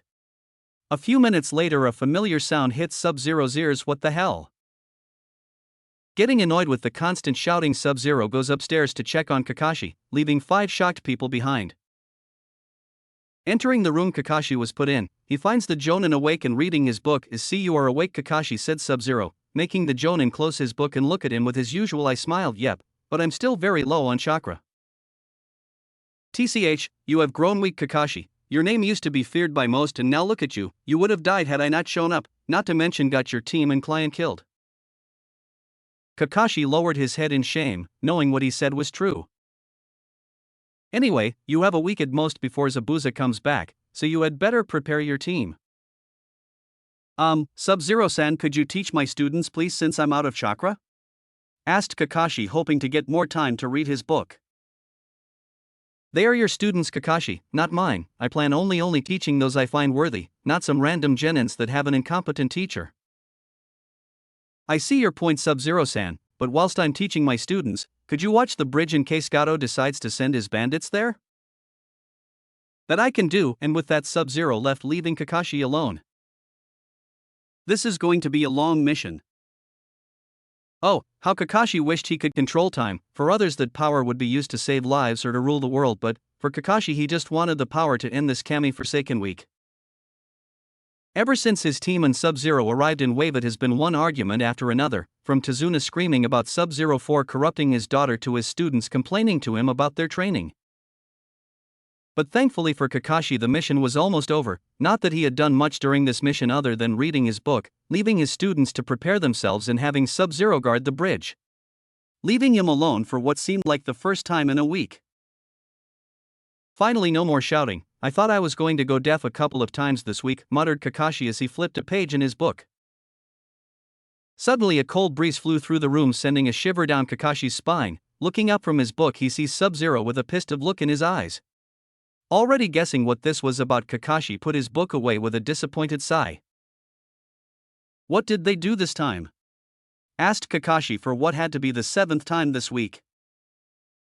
For that last hour your 3 students have done nothing but annoy me with a bombardment of questions, ranging from my fighting styles to my hair color, so I have come to give you a warning. If your students don't leave me alone I will impale them all on spears of ice.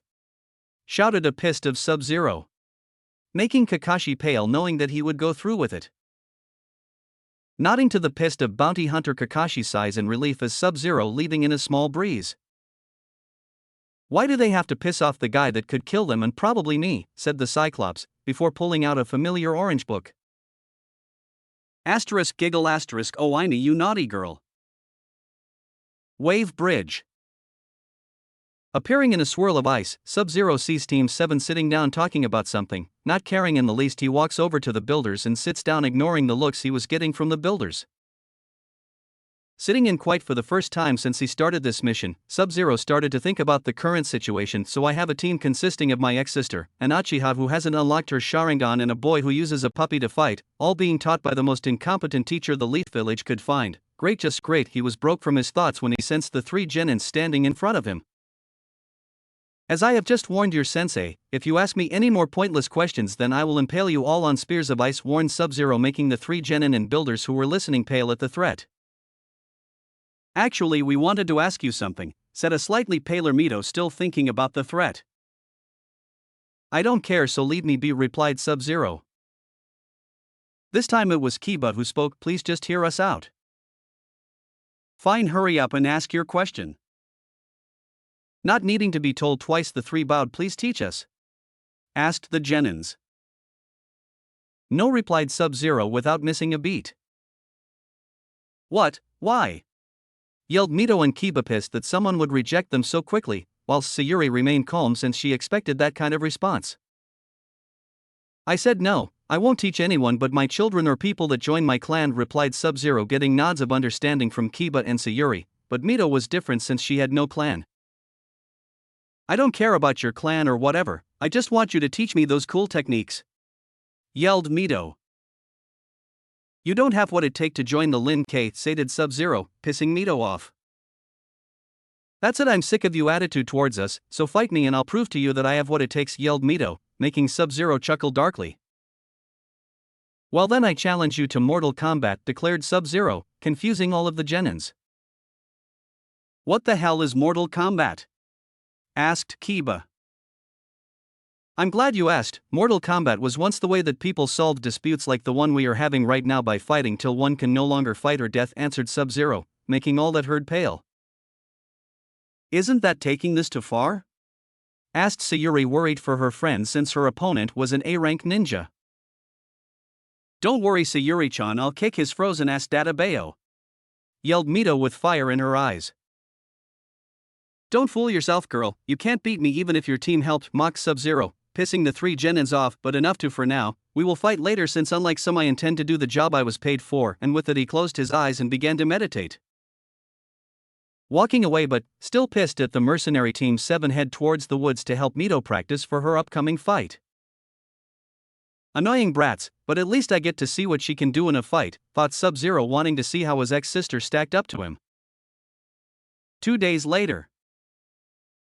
Standing in a clearing was SubZero, dressed normally. Apart from his trench coat was missing. Across from him stood Mito glaring at him, with Kakashi standing in the middle of the two.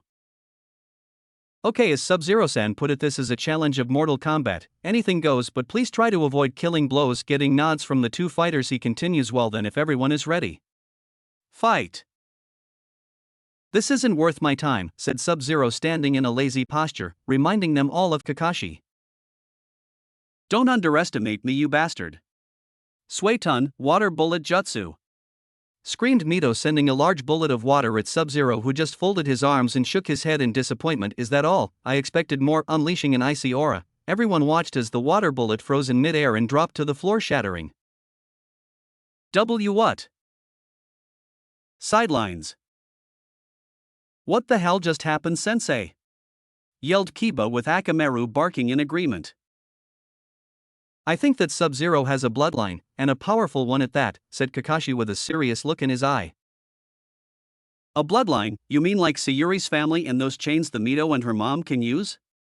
Asked Kina, getting an eye smile from his sensei. Yes, Kiba, but unlike the Uchiha clan, I think that his bloodline involves ice. I've noticed that when he is emotional, the air gets colder, and when you insulted him, the lake he stood on froze. That, and he keeps threatening to impale us all on spears of ice, finished Kakashi, making Kiba and Sayuri facepalm. How did I not think of that? Back to the fight. What the hell was that? Shouted Mito, scared that one of her best justice was stopped so easily. Was that it? What happened to kicking my frozen ass? Taunted SubZero. I'm not done yet, you bastard! Shouted Mito, sprinting towards the unmoving SubZero. She launched a high kick to his head, barely moving. He head SubZero dodged the kick, making her kick mid-air. Before she knew it, she was launched into a tree thanks to a punch to her stomach. Is that really all the daughter of the Great Yellow Flash can do? Can't even take a small punch. If Inoki was here, we would be laughing his ass off, said SubZero, shaking his head in disappointment.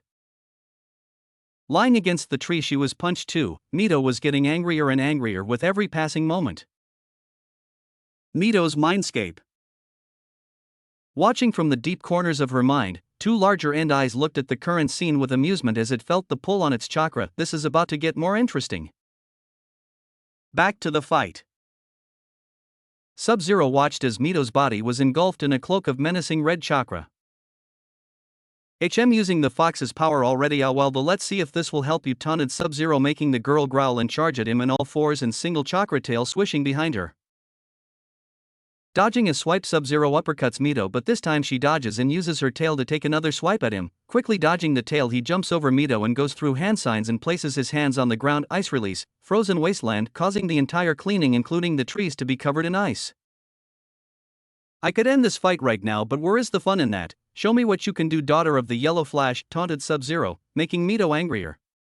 Standing up 2 legs, Mito hunches over and says something that shocks him. Adamant chains, for chains of assault, unleashing 4 glowing red chains from her back. To a still shocked SubZero was not expecting her to get her mother's bloodline. Too late to move, the chains wrap around him, making Mito smirk, thinking she had won. Ha, not so cocky now, are you? Mocked Mito. Sidelines. Ha, go Mito, show that bastard! Yelled Kiba whilst Sayuri stood there shocked that her best friend had just beaten an A-rank ninja. It's not over yet, said Kakashi, making the 2 genins look at him in confusion. What are you talking about, sensei? No one can escape those chains, not even the Kyuubi could, said Sayuri, not getting what her sensei meant.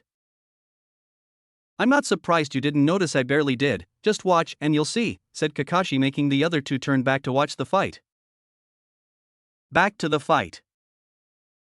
What, got nothing to say, taunted Mito, still not getting a reply. She tightened her chains hoping to get a response, but instead SubZero shattered into ice. What? Yelled Mito, not getting how he escaped her chains. I never expected you would inherited those chains, said SubZero as he walked out from the ice-covered tree. How the hell did you get there? Demanded Mito. Now why would I tell you that? He asked. Fine, I'll just beat the answers out of you, Databayo, declared Mito. Let's see what you do about this ice release. Black Dragon Jutsu, thrusting his arm forward, a large ethel dragon launched at the surprised Mito. Not having enough time to dodge, Mito infuses the rest of Kyuubi's chakra into her chains, hoping to destroy the jutsu. As the 2 jutsus met, Mito was forced back by the strength of it, but after a short struggle, chains prevailed and the dragon broke. You destroyed it, congratulations, but what will you do about the others? What others? Said a panting Mito between breaths. These ice release, twin black dragon jutsu, thrusting both arms, 2 large black dragons were launched at the exhausted Mito. Not being able to dodge the oncoming attack, Mito shut her eyes and prepared for pain, but none came. Opening her eyes, she sees SubZero standing in front of her, holding the 2 dragons by the head, stopping them from reaching her. Are you okay? Not having the strength to talk, she gave him a weak nod. Good, now I hope this solves the little dispute. Again another nod. Tensing his hands, causing the 2 dragons to shatter, SubZero begins to walk towards Tazuna's home, leaving behind 2 shocked genins, an exhausted Mito and a worried Kakashi. To be able to beat an enraged Jinchuriki so easily, that man is very dangerous, thought Kakashi before picking up Mito, but sees something on her shirt. Looking closer, he sees a very intricate seal, making him go wide-eyed as he remembered SubZero's words. I could end this fight right now, but where is the fun in that? show me what you can do, daughter of the Yellow Flash. Very dangerous indeed. To be able to beat an enraged Jinchuriki so easily, that man is very dangerous, thought Kakashi before picking up Mito, but sees something on her shirt. Looking closer, he sees a very intricate seal, making him go wide-eyed as he remembered SubZero's words. I could end this fight right now, but where is the fun in that? Show me what you can do, daughter of the Yellow Flash. Very dangerous indeed. End of the week.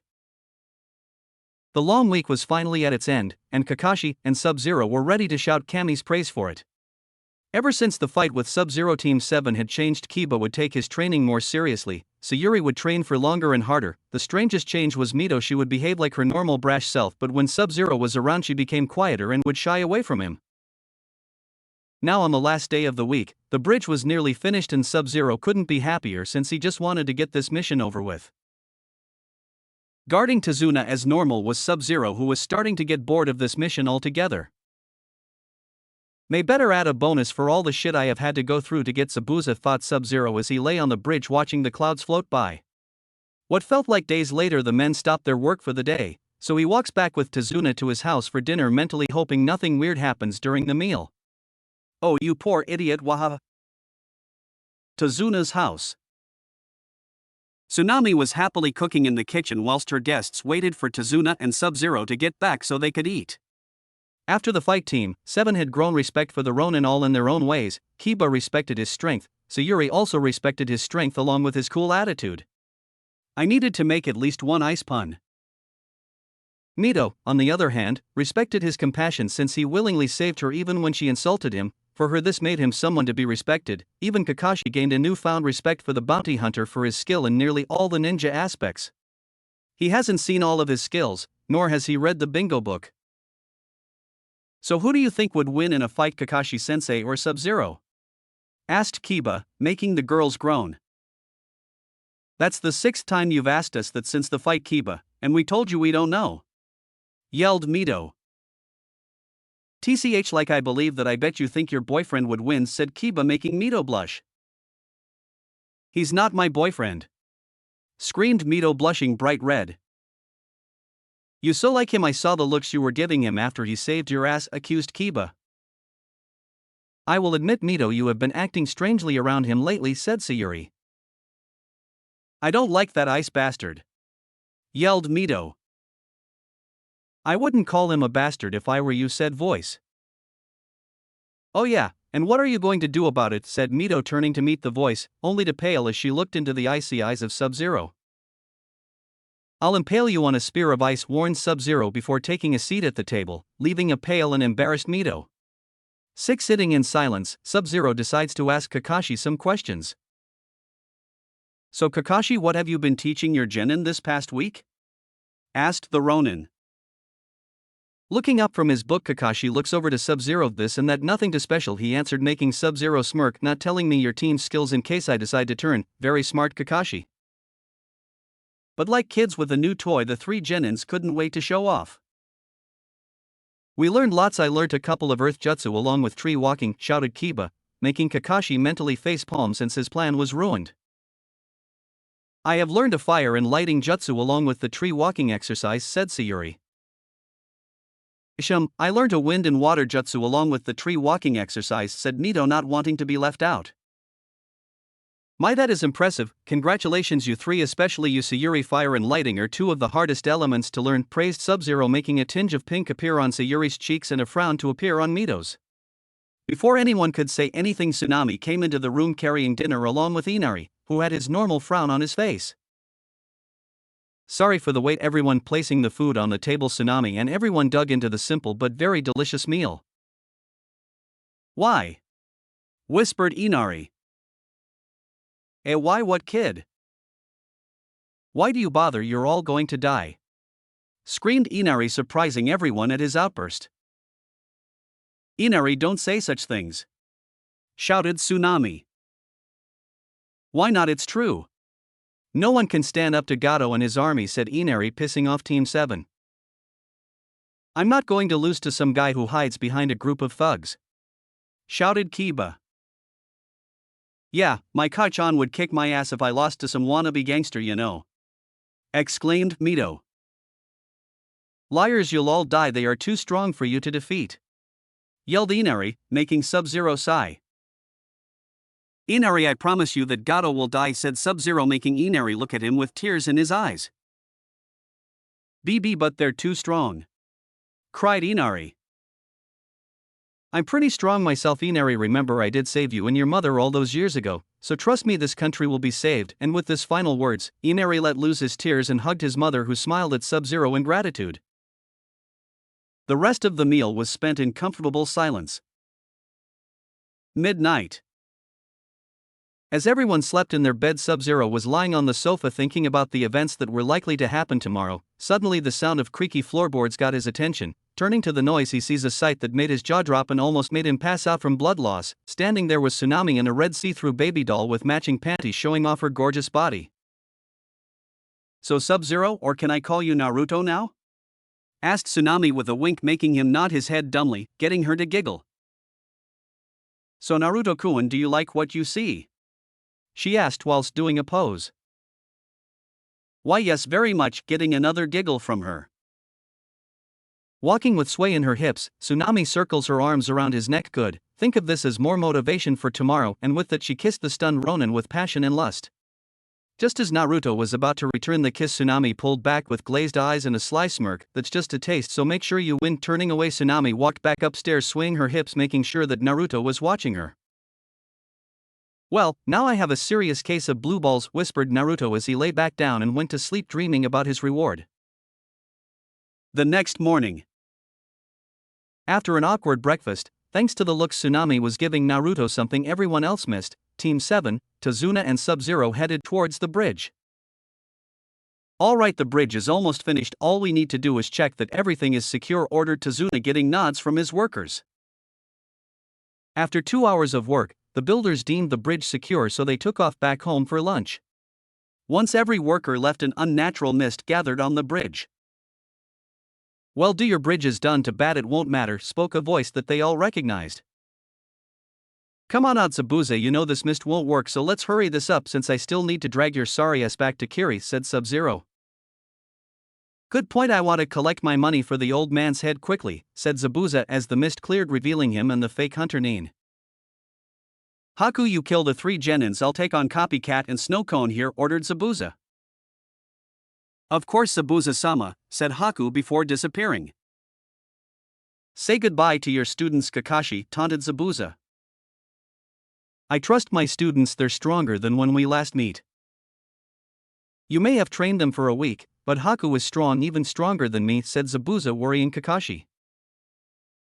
I need to end this quick. Thankfully SubZero was here to help, thought Kakashi as he sent SubZero a look. Whatever, Zabuza, let's get this over with, said Naruto, covering his fists in ice. Impatient one, aren't you, said Zabuza, taking his sword from his back. We need to hurry, SubZero, the others could be in danger, said Kakashi as he lifted his headband, revealing his Sharingan. Ice release, twin black dragon jutsu, thrusting both arms forward, 2 black dragons shot out of his arms and clashed, creating an icy tornado, shocking Zabuza. Crap, water release, water wall jutsu, shouted Zabuza as he created a large wall of water between him and the tornado, only to go wide-eyed when the wall froze and shattered, leaving him to the mercy of the tornado. Before Zabuza got pulled in, he disappeared in a poof of smoke, leaving a log to get frozen and shredded. I got to say, I didn't expect that Haku does know any ice jutsu that destructive, said Zabuza as he went through Hanseal's water release, water dragon jutsu, shouted Zabuza, making a huge water dragon rise from the water below and charge at SubZero, who smirked. Fool, didn't you learn anything a minute ago? Lin K technique ice blast, yelled SubZero as he sent a ball of ice rocketing towards the dragon, freezing it on contact. What the hell? Exclaimed Zabuza, shocked that a small ball of ice could freeze his mighty dragon so easily. Water jutsu are useless against me, Zabuza, you better come up with something quick or it might be your head I deliver instead. TCH, if swords won't work I'll kill you the old-fashioned way, said Zabuza as he takes his sword from his back and pointed at SubZero. By cutting you in two, declared Zabuza. You forgot one thing, Zabuza, stated SubZero. Oh, and what's that? Me. Now guys, summoning, earth release tracking Fong technique, shouted Kakashi as 8 dogs that differed in size burst out of the ground and bit down on different areas of Zabuza, 2 on each leg, 1 on each hand, another on his shoulder, one biting down on the Koba-Kyryoko. It's over, Zabuza, said Kakashi, looking at the trapped Zabuza. Clap clap asterisk clap asterisk. Looks like the demon of the mist was nothing but a baby demon, said a short man with glasses surrounded by an army of bandits. TCH Gato, what are you doing here? Demanded Zabuza. Do you really need to ask? I'm here to watch these guys do what you couldn't, kill the bridge builder and destroy this bridge, sneered Gato. You bastard. When I get out of this, I'll cut your head off and shove it up your ass, shouted Zabuza, making Gato laugh. Ha, you can try, I have an army and there is 3 of you, sneered Gato. Make that 7, you midget, yelled Kiba as he, Mito, Sayuri and Haku, who had minor injuries apart from Mito since hers had healed. 3-7, what's the difference when your enemy is an army, yelled Gato. Now kill that old man and earn your pay, shouted Gato. Kill the old man. Get the bastard. Kill them all. Mito, Kiba, Sayuri, stay behind us and only kill those that get past, that's an order, ordered Kakashi, getting nods from the genins. Don't worry Kakashi, I've got this, said SubZero as he calmly walked towards the charging army. Oi, don't be an idiot, get back in formation, exclaimed Kiba, but was ignored.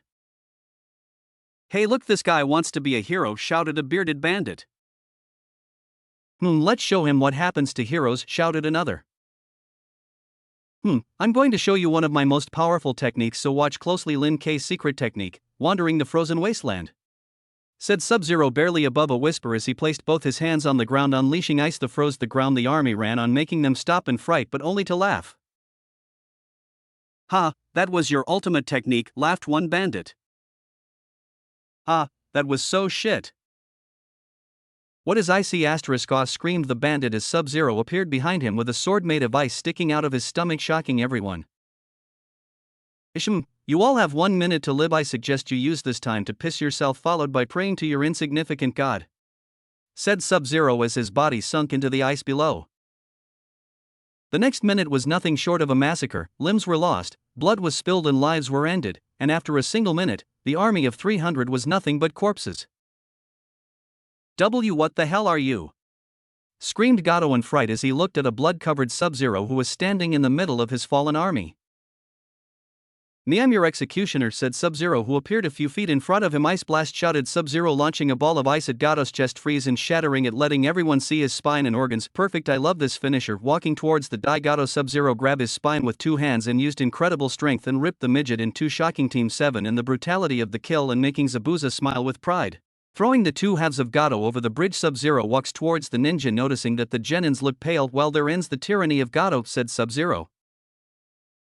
Kid, you really are starting to remind me of a younger me. That was once of the most brutal kills I have ever seen. You would fit in well with the 7 swordsmen, praised Zabuza. SubZero-san, may I ask what that technique was? It reminded me of my demonic mirroring ice crystals, asked Haku, who had removed her mask, showing everyone her beautiful face. I haven't seen your jutsu, but mine uses ice to cover the floor or walls to appear instantaneously in the ice, or I create, answered SubZero, giving a brief version. That is so cool, shouted Kiba with stars in his eyes. I will admit that is a very dangerous technique. Where did you learn it? Asked Kakashi, quite shocked that a jutsu like his sensei's existed. Oh, I invented it, said SubZero like it was nothing special, but shocked the others that someone so young could invent such a powerful jutsu. You must be some kind of genius, said Kiba, with Akamaru barking in agreement. I wouldn't say genius, but I'm pretty smart. Anyway, let's head back and tell everyone the news. Getting nods of agreement, the ninja headed towards Tazuna's house to tell him the good news.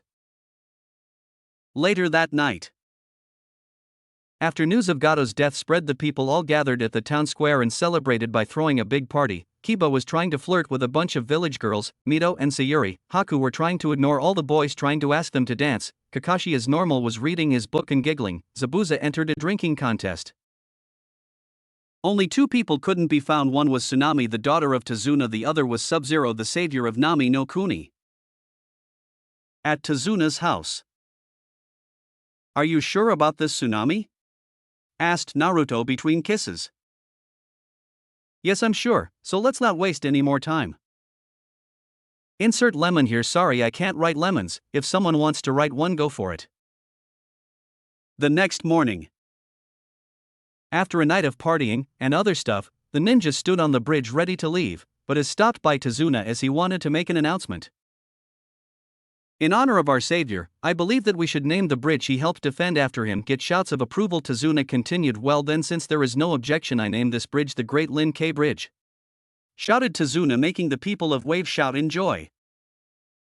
Thank you, Tazuna, said SubZero with a bow only to be waved off by Tazuna. It's us that should be thanking you, countered Tazuna. Anyway, I need to get moving. I'm already a week behind thanks to this idiot, said SubZero as he pointed at the annoyed Zabuza. Turning to walk away, SubZero was pulled back by Tsunami, who pulled down his mask and gave him a passionate kiss, being careful to hide his face. This got many reactions from the group, a giggle from Kakashi, a thumbs up from Kiba, and weirdly 2 frowns from Mito and Sayuri, but the worst reaction was Tazuna. I knew you corrupted my daughter, you bastard, yelled Tazuna, only to get hit in the head by a frying pan. Shut up, Tusen, warned Tsunami, still holding the frying pan, but stopped when Inari came over. Kachan, does that make SubZero my new Tusen? Asked Inari, making her and SubZero blush. That's complicated, Inari, we will talk about it later, okay sweetest, said Tsunami, trying to fight down her blush. Getting a nod from her son, she turned back to the equally red SubZero and SubZero-kun, please do try to visit, I still need to reward you, she said with a wink. Nodding, he, Zabuza and Haku heads towards Kiri whilst the Leaf Ninja head towards Konoha. Turning to walk away, SubZero was pulled back by Tsunami, who pulled down his mask and gave him a passionate kiss, being careful to hide his face. This got many reactions from the group, a giggle from Kakashi, a thumbs up from Kiba, and weirdly 2 frowns from Mito and Sayuri, but the worst reaction was Tazuna. I knew you corrupted my daughter, you bastard, yelled Tazuna, only to get hit in the head by a frying pan. Shut up, Tusen, warned Tsunami, still holding the frying pan, but stopped when Inari came over. Kachan, does that make SubZero my new Tusen? Asked Inari, making her and SubZero blush. That's complicated, Inari, we will talk about it later, okay sweetest, said Tsunami, trying to fight down her blush. Getting a nod from her son, she turned back to the equally red SubZero and SubZero-kun, please do try to visit, I still need to reward you, she said with a wink. Nodding, he, Zabuza and Haku heads towards Kiri whilst the Leaf Ninja head towards Konoha. Now, after leaving Wave Country, SubZero, Zabuza and Haku set sail on a boat that Naruto had used to travel there. As the 3 sailed towards Kiri, SubZero sat on the deck wait to arrive until a feminine voice called out to him. SubZero-san, can I talk to you? Asked Haku. What is it you need to discuss? Well, I wanted to know how you can control ice. Are you a part of the Yuki clan? Haku asked with hope in her eyes. I'm afraid I'm not part of the Yuki clan, answered SubZero, destroying Haku's hope of finding any of her family. Oh, muttered Haku, looking to the ground, the hope gone in her eyes. But Haku's head shot up. My clan is the originator of your clan, so in a sense we are family, albeit very, very distantly, finished SubZero. Not a second later, Haku launched herself at SubZero with tears of joy in her eyes. After letting Haku cry for a minute, SubZero pulls away and looks into Haku's red puffy eyes. Why are you crying, Haku? SubZero asked. I'm so happy that I finally have a family, said Haku, not noticing Zabuza watching the two. Of course, you have family, Haku. Seeing Haku's confused look, he continued, you have Zabuza. But I'm only Zabuza-sama's tool, said Haku, making a pained expression appear on his face. No, Haku, you're not, said Zabuza, stepping into view. At first, I wanted to use you to help me defeat Yagura, but before I knew it I started to see you as the daughter I never had, but I had a reputation to uphold, so I couldn't show it. Now that we are returning to Kiri, I hope that we can start again, if not IUNDOW, yelled Zabuza as Haku threw herself at Zabuza, hugging the life out of him. Seeing that he was no longer needed, SubZero went inside to sleep. Kiri.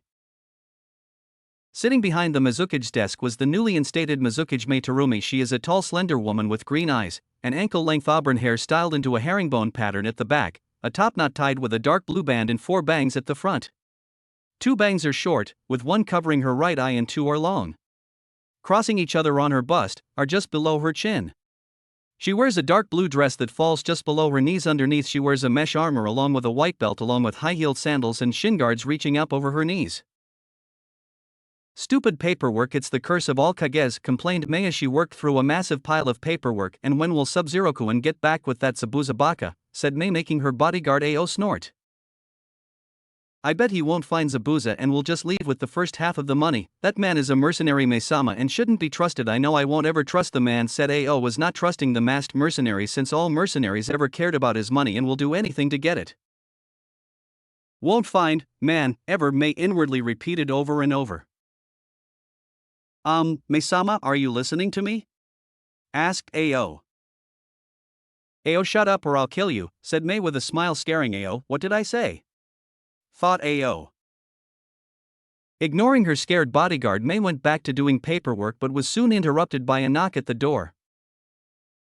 Enter, said Mei, happy to get a distraction from her paperwork. As the door opened, Mei's secretary came in with a slightly scared look on her face. Mizuki-sama, you have 3 guests. One is Zabuza Momochi and the other is SubZero-san, said the secretary, making Mei's smile brighten. Show them, and said Mei with joy in her voice. Of course, Mizuki-sama, said the secretary with a bow before leaving the room to get them. As soon as the secretary left, Mei jumped out of her seat and looked at her reflection in the window and started to reapply her makeup, confusing Ao. Mei-sama, what are you doing? Ao asked. Making sure I look good for SubZero-kun. What else? She replied like it was obvious, making Ao sweat drop. Of course, how I should have known, said Ao. After Mei made sure she was presentable, she sat back down and waited for them to arrive.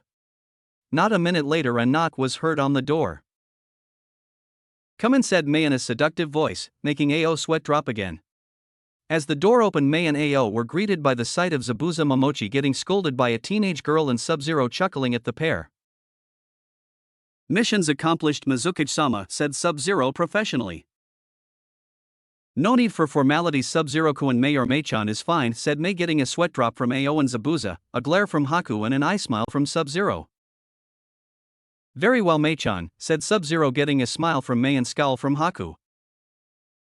Oh, and take that mask of you, looks so much better without it, said Mei, but pouted when he shook his head.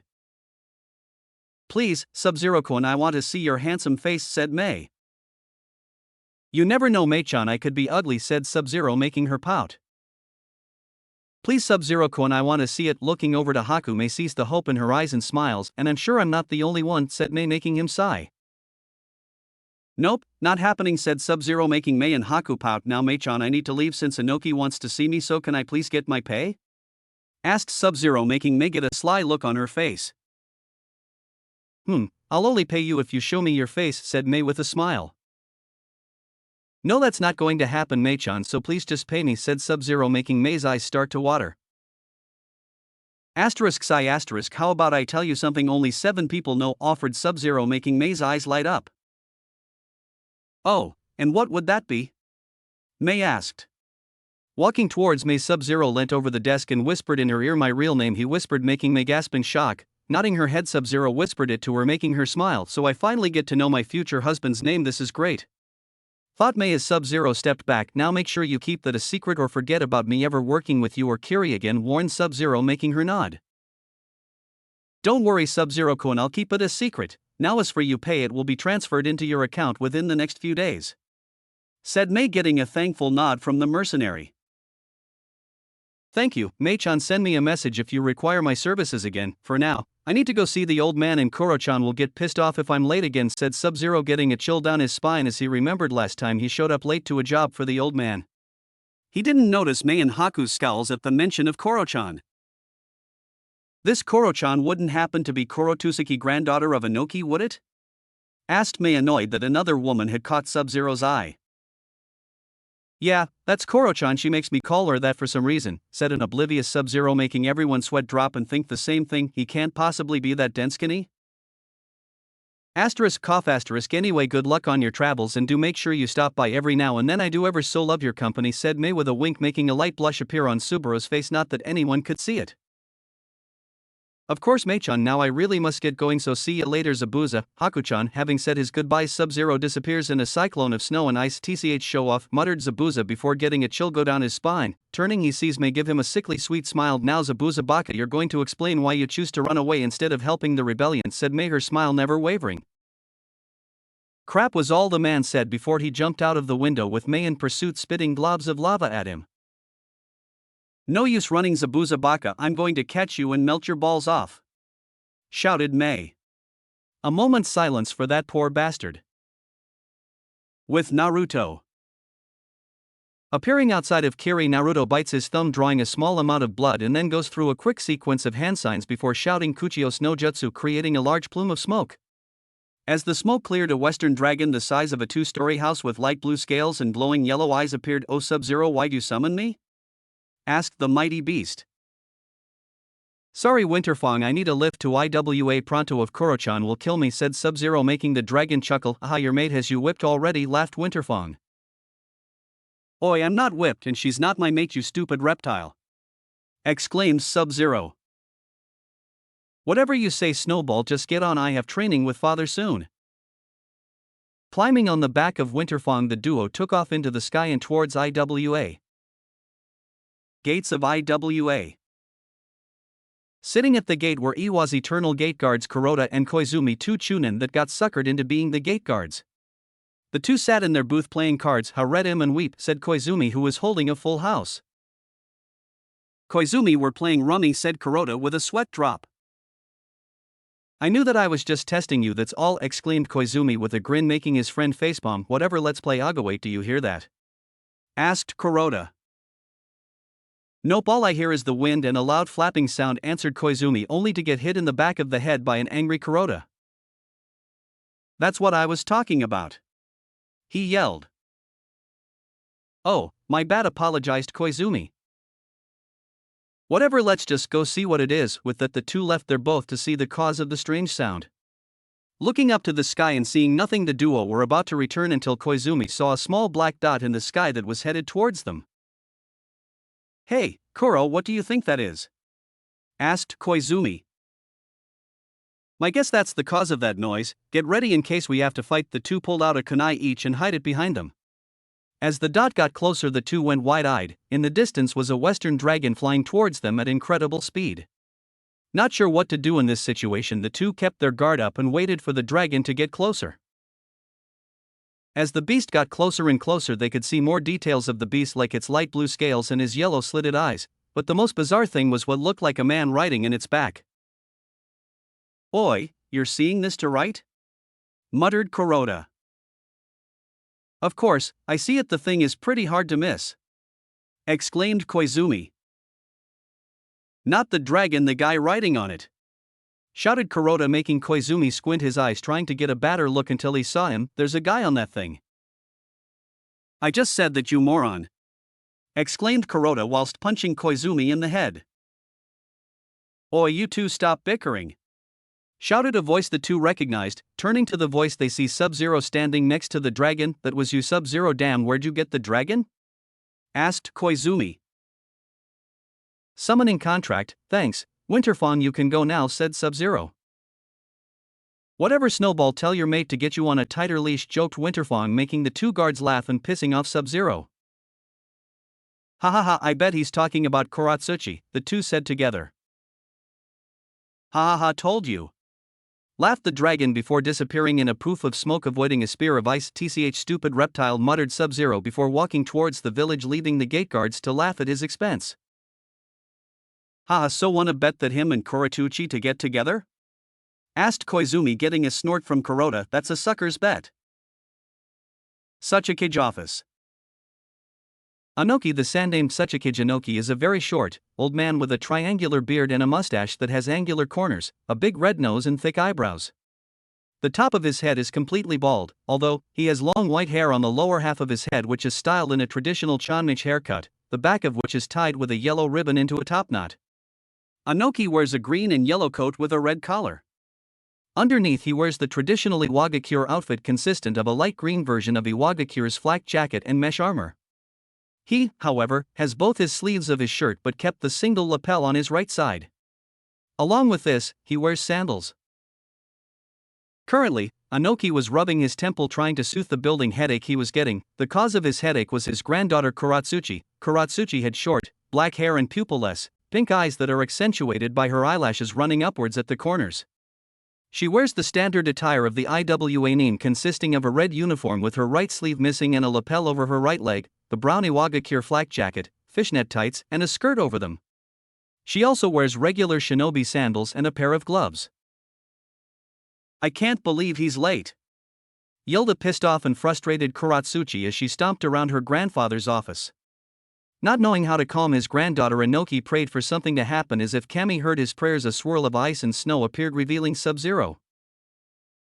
Yo, old man, greeted SubZero, making a tick mark appear on Inoki's forehead, but quickly went and was replaced by a sinister smile, something that creeped SubZero out.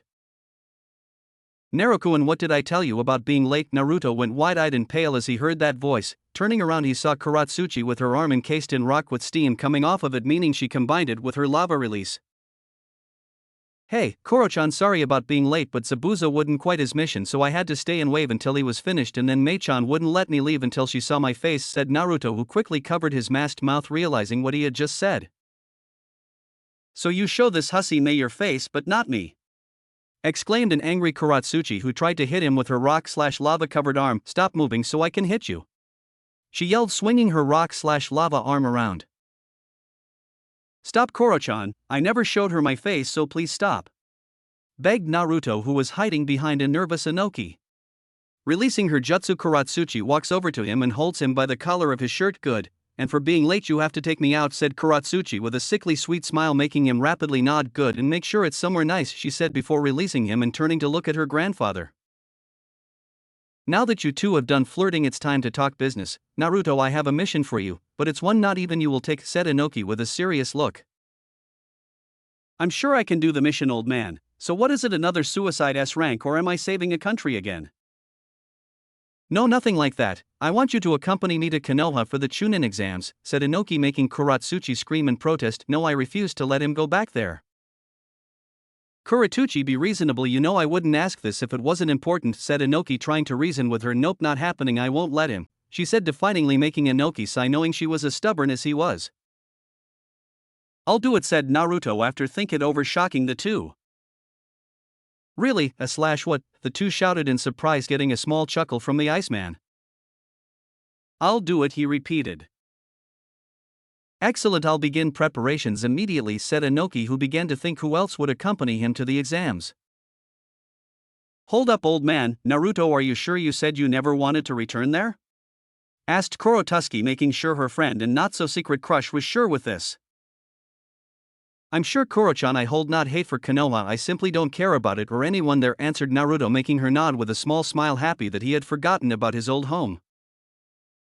Good, now that's settled, we have a 1 week before the exams start. Competing for IWA will be Team 6, consisting of Kuratsuchi, Akatsuchi and Yukari, our most powerful genin team. Naruto and Han will be arriving after the month break between the second and third event with the other Kages.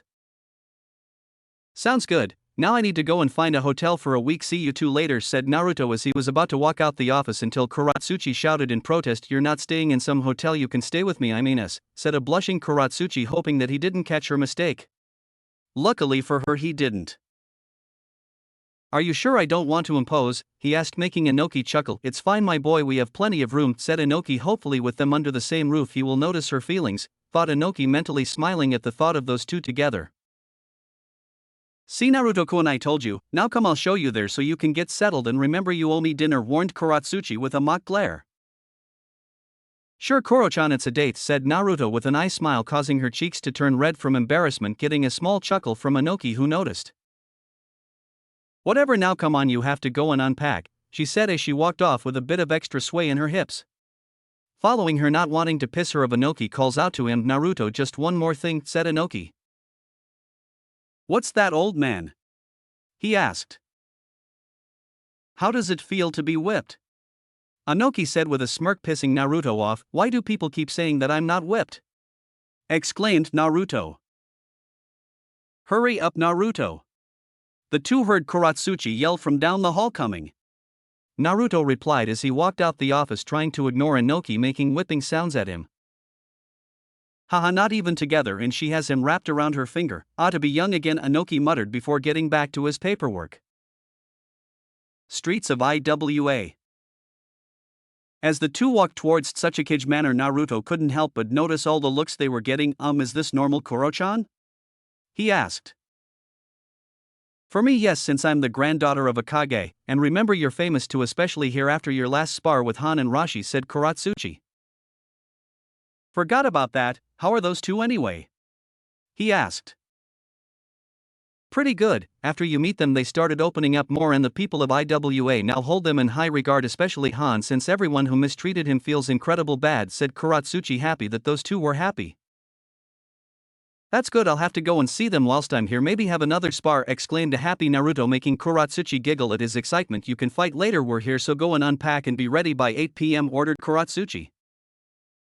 Yes ma'am, said Naruto with a salute before disappearing into the manor. Tch smartass, she muttered with a small grin. 8 p.m.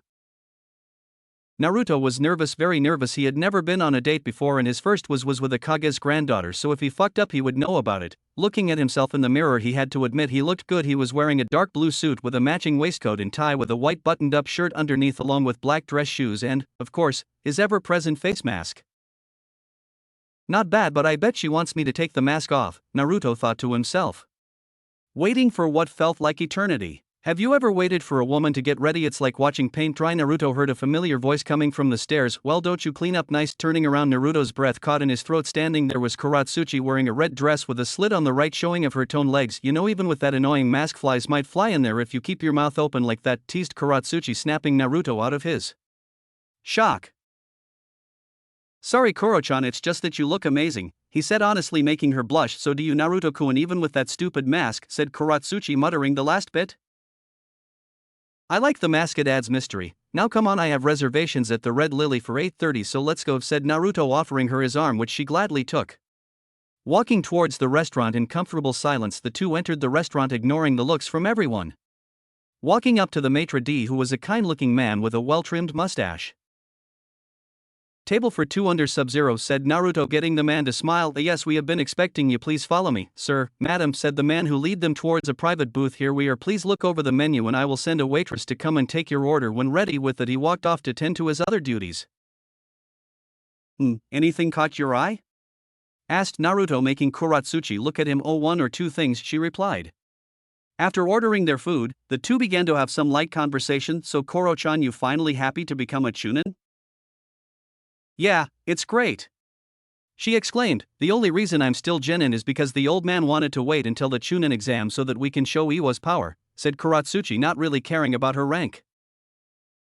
I thought it was something like that. Sensei is doing the same thing this year, said Naruto, making her smile. Great, that means there will be strong opponents, said Kuratsuchi. Continuing their meal, the two talked about what they had done since the last time they saw each other.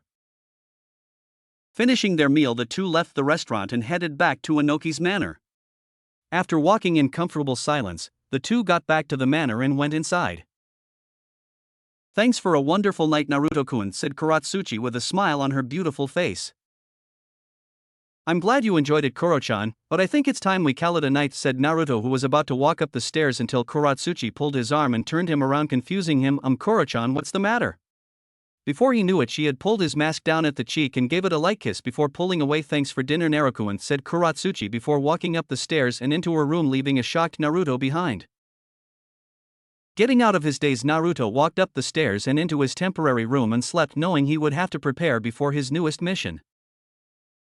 Thanks for a wonderful night, Naruto-kun, said Kuratsuchi with a smile on her beautiful face. I'm glad you enjoyed it, Koro-chan, but I think it's time we call it a night, said Naruto, who was about to walk up the stairs until Kuratsuchi pulled his arm and turned him around, confusing him. Koro-chan, what's the matter? Before he knew it, she had pulled his mask down at the cheek and gave it a light kiss before pulling away. Thanks for dinner, Naruto-kun, said Kuratsuchi before walking up the stairs and into her room, leaving a shocked Naruto behind. Getting out of his daze, Naruto walked up the stairs and into his temporary room and slept, knowing he would have to prepare before his newest mission. 1 week later. It had been a week since Naruto had returned to Iwa and accepted Inoki's mission.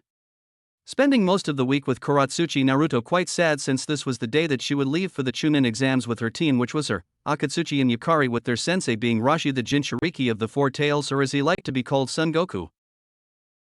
Knowing that they wouldn't see each other for at least a week, Naruto had to promise to help train her during the month break, something he happily agreed with, but warned her that he couldn't teach her any jutsu since her elements were his polar opposites, his being wind and water and hers being fire and earth. Having already packed her stuff into storage scrolls, Kuratsuchi and Naruto made their way towards the gate. When they arrived, they noticed everyone there except Yukari. Walking closer, Akatsuchi glares at Naruto, something that he was used to. "Oi Gramp, sensei, where is Yukari?" asked Kuratsuchi, making Rashi sigh in annoyance. "Yukari has broken her arm after attempting a jutsu last night," said Rashi, annoyed since he had told her not to try that jutsu yet. "So, are we canceling?" she asked, her pink eyes staring at her grandfather almost like a warning. "Unless we find someone that is around your age and powerful, then yes, I won't needlessly risk the lives of our genin," said Inoki, making Kuratsuchi smirk. "I know someone, he's my age, incredibly strong, very loyal, not to mention hot." "Oh, and who is this person?" asked Inoki with a smirk, seeing where his granddaughter was going with this. "Why, SubZero, of course," said Kuratsuchi like it was the most obvious thing in the world.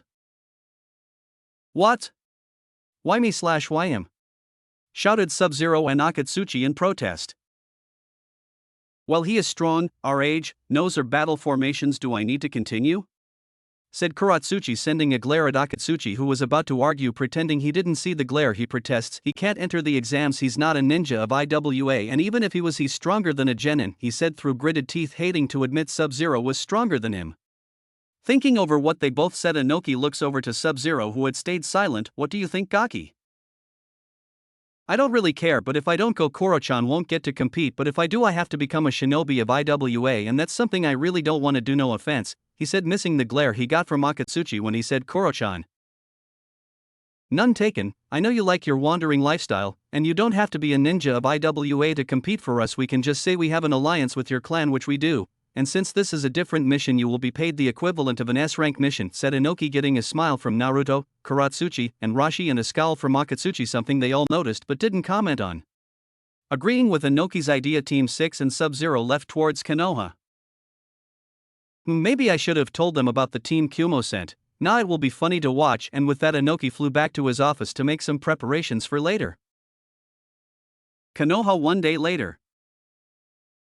As Team 6 ran towards Konoha, SubZero felt an energy he hadn't felt in years. "The Jinsei, it's been years since I have been so close to it, brings back memories," thought SubZero as he continued to run until an idea hit him. "I should take it with me. If the fools in this village find it, there is not telling what they would do to it." As they ran, SubZero felt the same feeling he was having the entire trip. Turning his head slightly, he saw Akatsuchi trying to glare a hole in his head. "I've never understood why that guy hates me so much. He seemed cool with me until he wanted to spar and I kicked his ass." Mentally shrugging, he ignores the glare and continues running. Suddenly a sense of nostalgia as he saw the large gates of Konoha lowering their speed to make sure they aren't seen as hostile. Team 6 are stopped by the gate guards. "Halt, state your business," said the guard with hair covering one eye, who Naruto recognized as Izumo. Stepping forward, Rashi was instantly recognized as the two guards tensed slightly. "My team and I are here for the Chunin exams."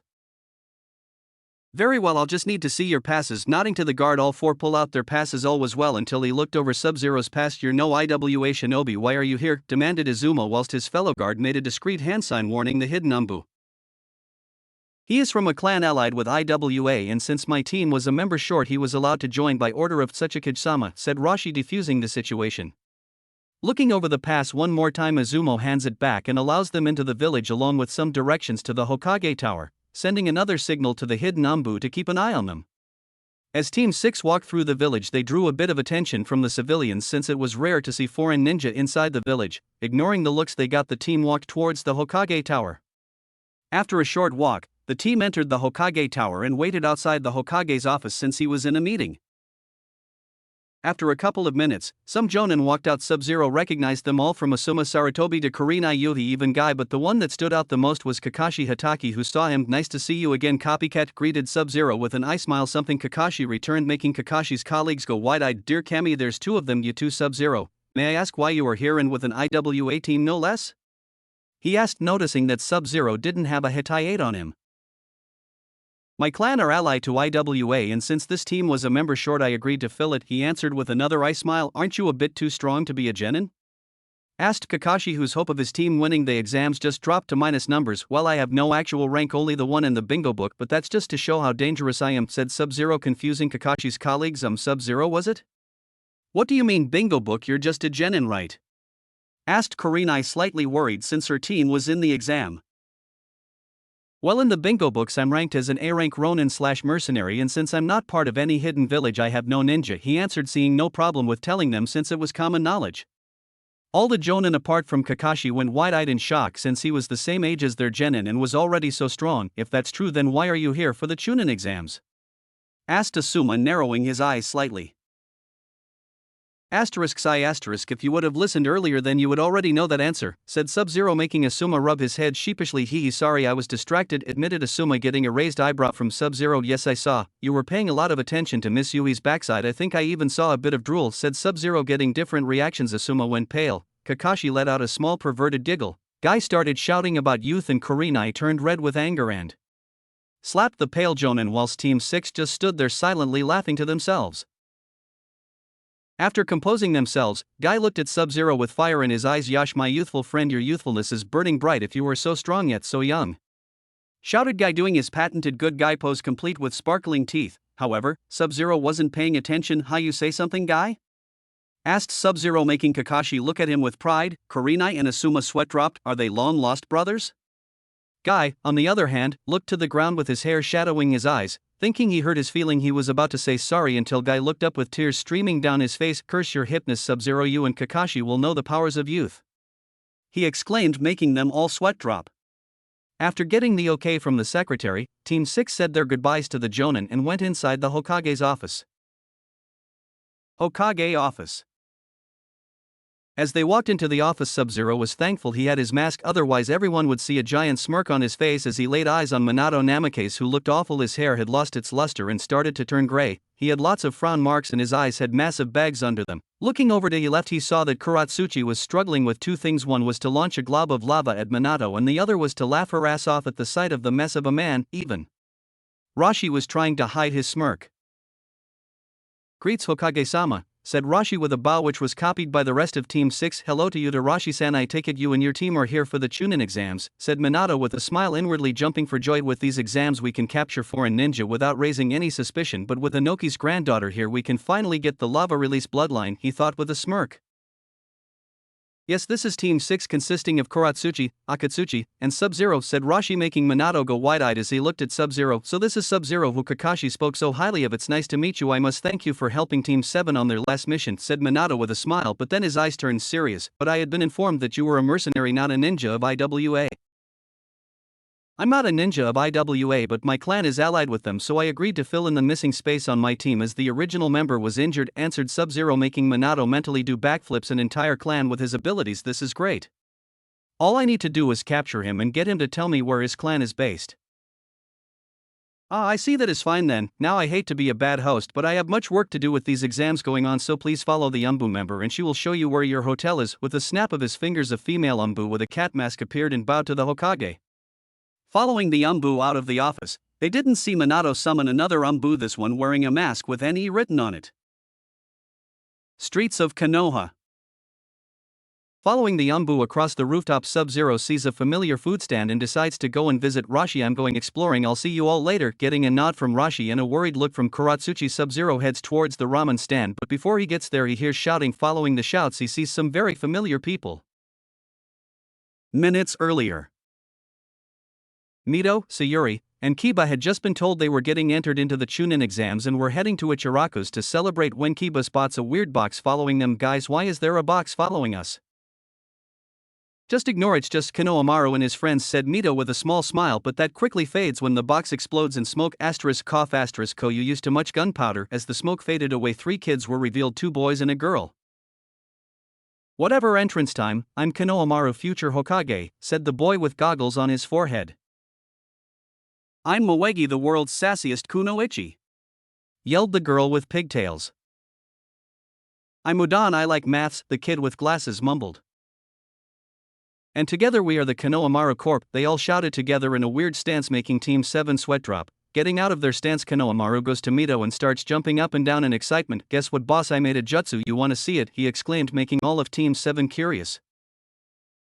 Sure, Kokuin, show us. Nodding rapidly, Konohamaru goes through a couple of hand signs. Sexy jutsu, he shouted before being covered in a plume of smoke. When the smoke cleared, standing there was a beautiful naked brunette. Hello there, big boy, said the brunette with a wink towards Kiba. Not a second later, Kiba was blown back by a massive nosebleed. With another plum of smoke, the brunette turned back to Konohamaru, who was laughing. Ha ha ha, did you see that? Feeling a chill down his spine, he turns to see Mito and Sayuri with an evil aura surrounding them. Quickly running, Konohamaru only got round the corner before he bumped into someone. "Oi, you brat, that hurt," said a teen wearing a weird full bodysuit with ears on the top of his head, but the strangest thing about him was his purple face paint. Sorry about that," said Konohamaru, who was about to run off again until the teen picked him up by the scruff of his shirt. "What kind of apology was that, you dumb brat? Maybe I should beat some manners into you." "Kankuro, stop it, we don't have time for this," said a blonde teen with her hair in 4 consecutive ponytails and a massive folded fan on her back. "Shut up, Temari, this kid has it coming," shouted Kankuro, who was about to punch the poor kid until Mito and Sayuri arrived. "Hey, put Kokuin down, you bastard," yelled Mito, making Kankuro smirk. "And what are you going to do if I don't?" Suddenly a swirl of sand appeared, revealing a small red-haired boy with the kanji for love tattooed on his forehead and had a large gourd on his back. "Kankuro, stop it," commanded the boy, making Kankuro sweat. Okagara, dropping the boy, who quickly ran behind Mito and Sayuri and stuck his tongue out at Kankuro. With Konohamaru safe, Mito looks over the group and sees they all have Suna headbands. "I take it you are here for the Chunin exams." Present time. Dara looks over the two. "Kunoichi's mother wants your blood," confusing Mito and Sayuri, who go wide-eyed as sand shoots out of his gourd and heads towards them. Not quick enough to dodge, they shut their eyes preparing for the pain, but out of nowhere a familiar voice was heard. My Gara-chan, you haven't changed a bit, have you?" Dara went wide-eyed in fear as his sand started to rapidly freeze. Looking around in fear, he spots SubZero sitting on the ledge of a building. "Why are you here?" "Stay away. Stay away. Mother is afraid," screamed Gara, holding his head in pain.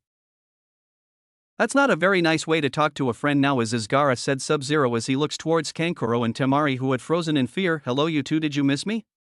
he asked, breaking them out of their shock. "Why are you here?" stuttered Temari with fear in her eyes, making SubZero smirk. "I'm here for the Chunin exams. I'm in a team with IWA, so you better be careful," he said, making everyone there go wide-eyed.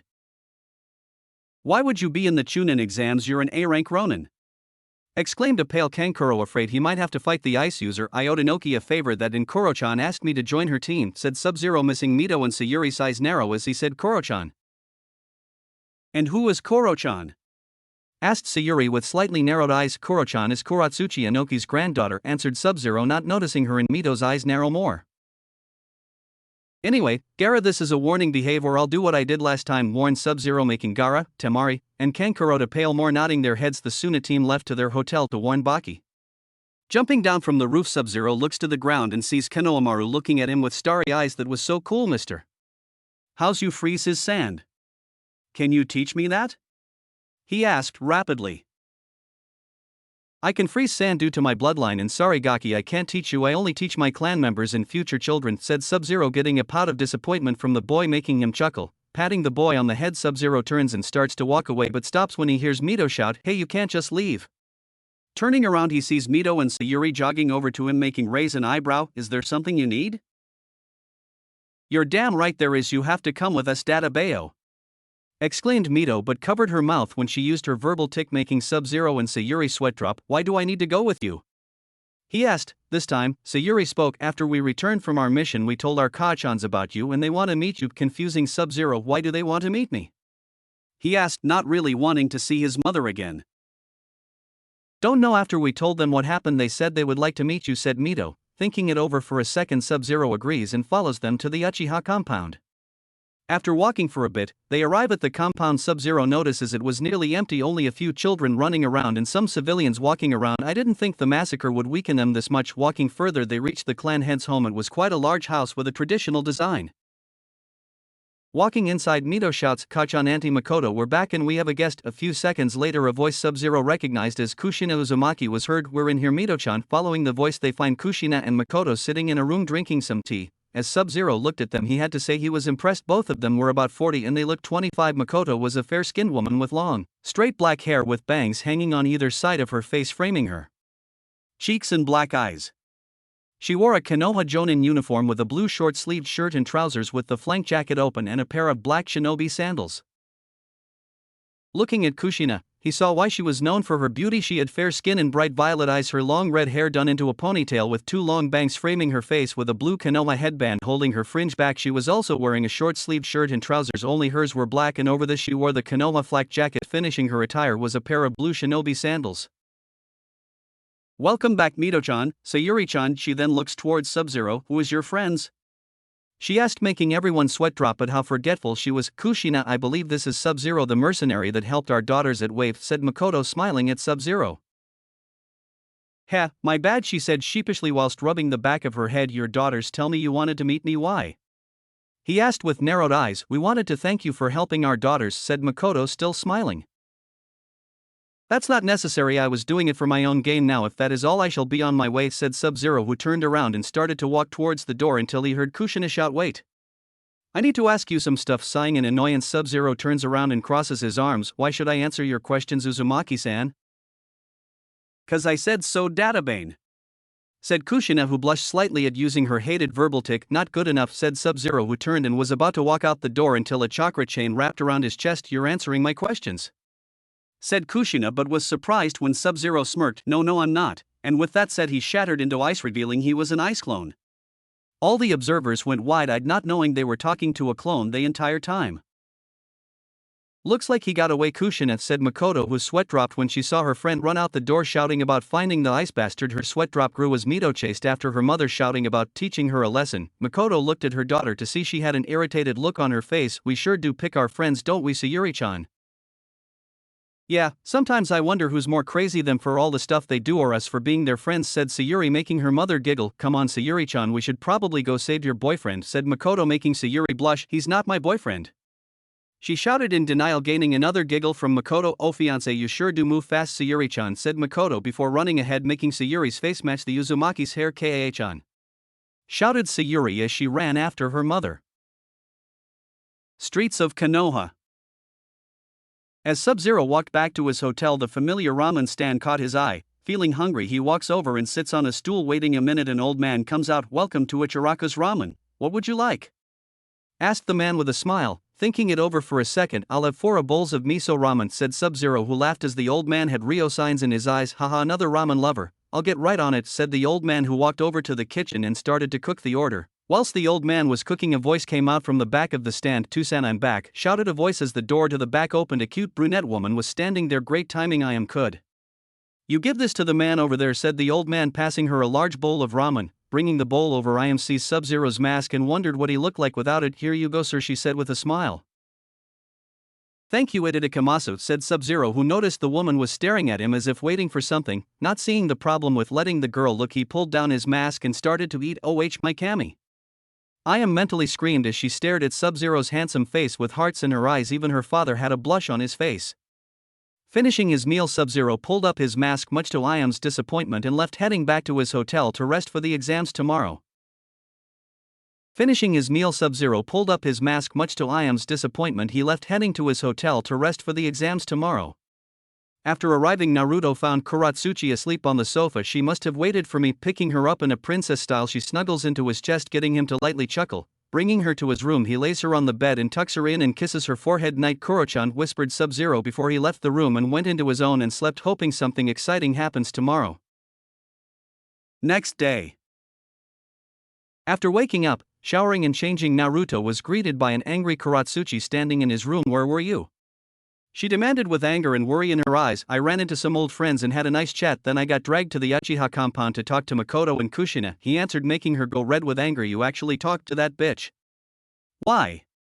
She shouted, not liking that Naruto would talk to those bastards. I told you back in IWA I don't hate anyone in Konoha apart from maybe Minato, and I wouldn't say talk, more like they thanked me and then I left, said Naruto, leaving out Kushina tying him in chakra chains. I still don't like them, said Kuratsuchi with a scowl, making him sigh. I know, but let's just forget about them, okay? Yeah, okay, but if they try anything I'm going to melt them, she said with a smirk. Leaving his room, Kuratsuchi find Akatsuchi and Rashi eating breakfast. Joining them, the 4 eat their food quickly in teams 6 toward the academy, whilst Rashi goes towards the Jonin lounge. When they got to the academy, they find their way to a large room filled with genin from all over the element nations. Ignoring them all, team 6 head towards the stairs and see a girl with buns in her hair and a mini guy arguing with 2 ninjas standing by the stairs. Not in any rush, they watch Please let us go up, begged the girl, but her pleas fell on deaf ears as one of the ninjas went to punch her only for the mini guy to catch it easily. That was very unyouthful of you, said mini guy, only to be hit on the back of his head by the girl with buns in her hair. Lee, you idiot, it was your idea to hide our strength. Sorry, Ten mumbled the now named Lee. It's okay, Lee, at least you tried to help, unlike Niji, said Ten, making Lee smile. Looking around, they see their third teammate Niji walking towards them. And where have you been, demanded Ten, crossing her arms and tapping her foot on the ground. I was scouting out our competition, he answered, making Lee grin. What a fantastic idea, my youthful teammate, your flames of youth are burning brightly, exclaimed Lee, making Ten sweat drop before looking at her other teammate. Did you find anyone worth worrying about? She asked. It doesn't matter, we are fated to win, said Niji with an aura of arrogance around him. Shaking her head at her arrogant teammate, Ten takes another look around the room and spots a team of IWA9, but one stood out the most. He had snow-white hair with icy blue highlights. He wore a pair of black steel-toed combat boots with black combat trousers with an ice blue belt with the Lin K symbol on it. For his upper body he wore a tight sleeveless black shirt showing off his defined muscle. Over this an ice blue short-sleeved trench coat, and to finish of his outfit he wore a blue face mask. As Ten stared at the teen, she felt a chill go down her spine. Looking to the left of the white-haired teen, she saw another teen with black hair and pink eyes glaring at her. Not caring about the glare, Ten and her teammates walk over there. Hi, I'm Ten and these are my teammates. Niji and Lee greeted Ten with a smile. Hello Ten, I'm SubZero and these are my temporary teammates Kuratsuchi and Akatsuchi, said SubZero, confusing Teen. Temporary? Why are you leave? Asked Ten. I'm not an IWA9, my clan is allied with IWA and this team needed a replacement, so Inoki called me in, said SubZero with a nice smile. Now I don't want to look antisocial, but I think we should get to the exam area, he said as he and his team walked away. He seemed nice, said Ten, getting a nod of agreement from Lee. Yes, he seems very youthful. It doesn't matter, he is fated to lose, said Niji, annoying his teammates. Third floor. What was that? Exclaimed Kuratsuchi as they walked to the end of the corridor. What was what? Asked the confused SubZero. You talking to that girl, said Kuratsuchi with jealousy in her eyes. I was just being polite, Koro-chan, nothing more.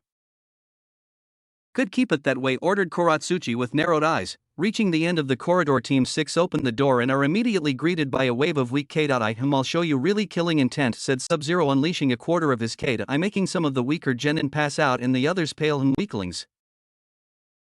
Still as cool as every Ice-kun, said a voice, turning around. Naruto pale standing there was a fair-skinned teen. She has blue eyes and straight, blonde hair framing her face, cut in an asymmetrical bob style with the front bangs reaching her shoulders. She wears a very low-cut outfit which displays her sizable cleavage, with mesh armor underneath, a short skirt and red handguards, high boots with a white girdle. Gulp H. Hey Samui-chan. You have some explaining to do, Ice-kun. What was that? Exclaimed Kuratsuchi as they walked to the end of the corridor. What was what? Asked the confused SubZero.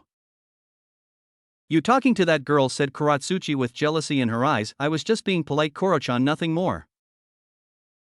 Good, keep it that way, ordered Kuratsuchi with narrowed eyes. Reaching the end of the corridor, Team 6 opened the door and are immediately greeted by a wave of weak K. I'll show you really killing intent, said SubZero, unleashing a quarter of his K. I'm making some of the weaker genin pass out and the others pale and weaklings. Still as cool as every Ice-kun, said a voice, turning around. Naruto pale standing there was a fair-skinned teen. She has blue eyes and straight, blonde hair framing her face, cut in an asymmetrical bob style with the front bangs reaching her shoulders. She wears a very low-cut outfit which displays her sizable cleavage, with mesh armor underneath, a short skirt and red handguards, high boots with a white girdle. Gulp H. Hey Samui-chan. You have some explaining to do, Ice-kun. Kuratsuchi looked between SubZero and the blonde with a frown before looking at SubZero with narrowed eyes. Who the hell is she and why is she calling you Ice-kun? She demanded. Oh right, you don't know each other. Koro-chan meet Samui-chan, Samui-chan meet Koro-chan, said SubZero, introducing the two kunoichis. And how do you know her? Asked Kutosuchi. She is one of Killer B's students along with Omoi and Karui, so I meet Samui-chan when I had my regular spar with B. Speaking of them, where are they? I don't see them anywhere. Asked SubZero, looking around the room and seeing no one else from Kumo. Omoi went on another of his normal rants. This time, it was about the fourth Hokage using the Chunin to kidnap people from other villages or something like that. It was really uncool, so Karui hit him, causing him to bleed, so they went to patch him up, said Samui in her normal cool tone. For some reason unknown to him, SubZero got a foreboding feeling. As he took one last look around, SubZero sees some familiar genins talking to a man with glasses. Curious, he walks over, leaving the two girls to talk about whatever girls talk about. Seriously, the girls I know talk about some weird stuff. So Koro-chan, I assume your name is Kuratsuchi, granddaughter to the current Suchikage? Asked Samui with a blank look. That's right, I am. Why? Said Kuratsuchi with a glare. Nothing, Kuratsuchi-san, I just want to know more about my rival, said Samui, confusing Kuratsuchi. How the hell am I your rival? I just meet you, demanded Kuratsuchi. I see the way you look at Ice-kun, but you won't have him since he is mine and it's uncool to steal, said Samui in her cool tone. Kuratsuchi was fuming. How dare this blonde bimbo try and steal her man? Quickly thinking of something, Kuratsuchi smirks at the idea that pops into her head. He isn't your man, he's mine. I bet you don't even know his real name or what his face looks like I do, bluffed Kuratsuchi as she had never seen the Icer user's face before.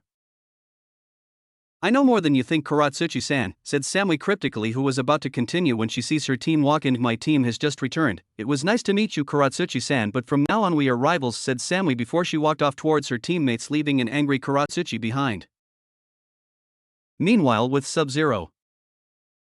Man, I'm so glad I got away from them. Don't know why, but I get the feeling they don't like each other. I mean, I think I saw lighting shoot between them, but I could just be imagining things. Shaking his head of the thoughts, he continued towards the familiar genins, which were Team 7 and Team 9, along with some other genin he didn't recognize who were talking to an older genin with glasses. Moving a bit closer, Naruto was able to hear what they were talking about and decided to listen in.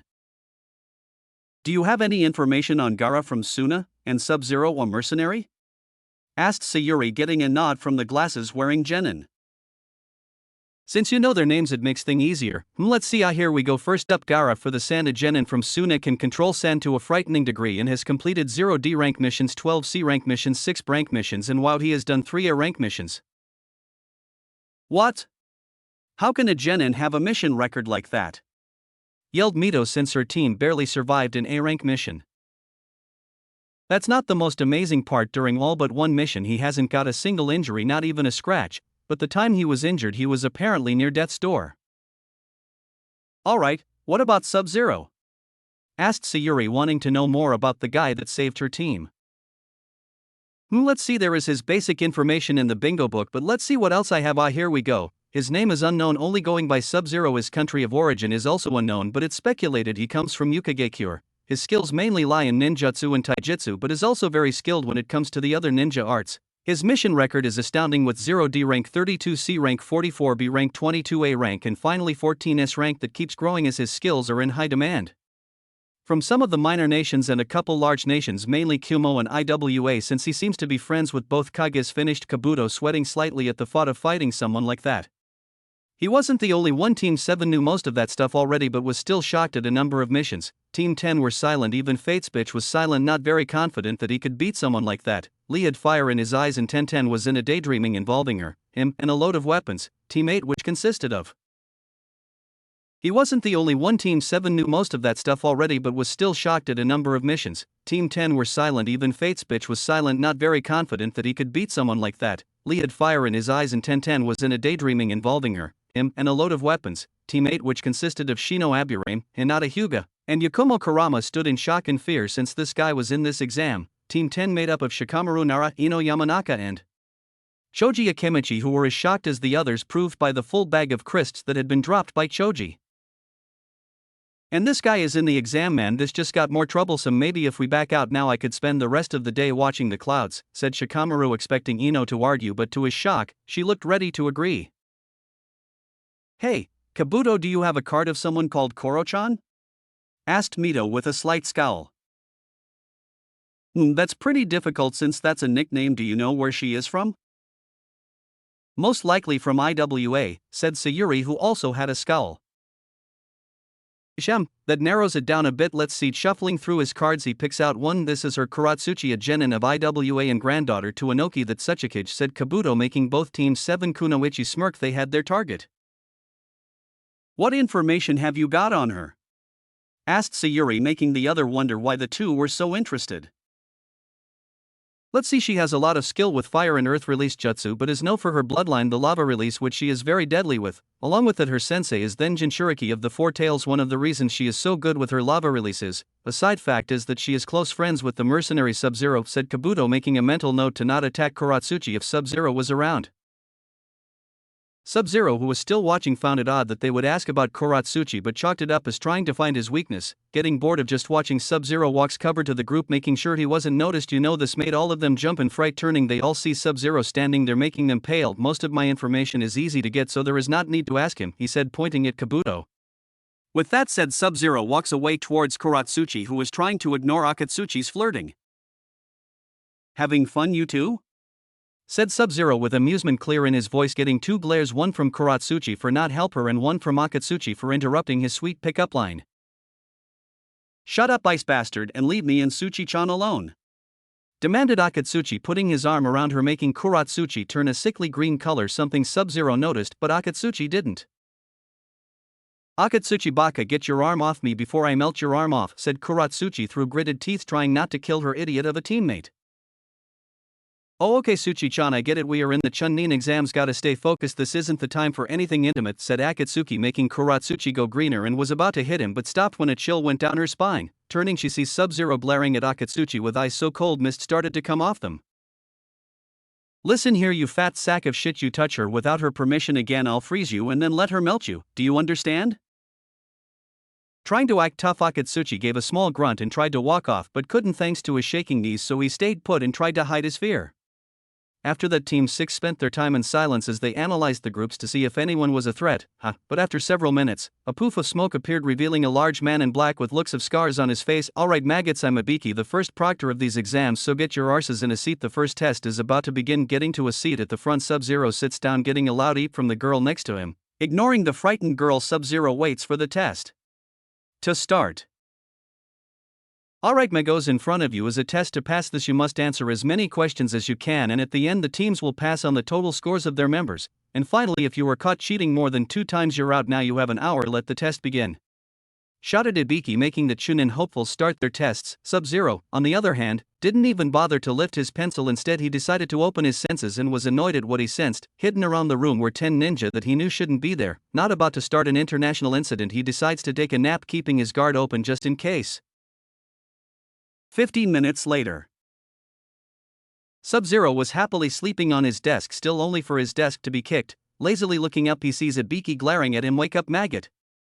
If you're not going to do your test, just leave now, said Ibiki, only to get a raised eyebrow. So if I finish this test I can go back to my nap? Getting a nod, SubZero stands up, gaining everyone's attention. Walking over to a hidden Chunin, he smashes the man's head on the desk, knocking him out, and quickly taking his paper and went back to his seat and erases the old name and put his "They're done now, I'm going back to my nap." What the hell was that? Demanded Ibiki, but on the inside was laughing at the balls this guy had. What, I only got caught cheating once, so what's the problem? He asked. Fine, but anyone else that tries that is getting kicked out, said Ibiki. Looking around, he sees everyone looking at SubZero like a god. Back to work, maggots, shouted Ibiki, making all of the genin go back to writing. After another 10 minutes, Ibiki calls for the test to end. Now then, time for the last question, announced Ibiki, getting many reactions from the genin, none of them good. What do you mean last question? Shouted a genin from Kiri.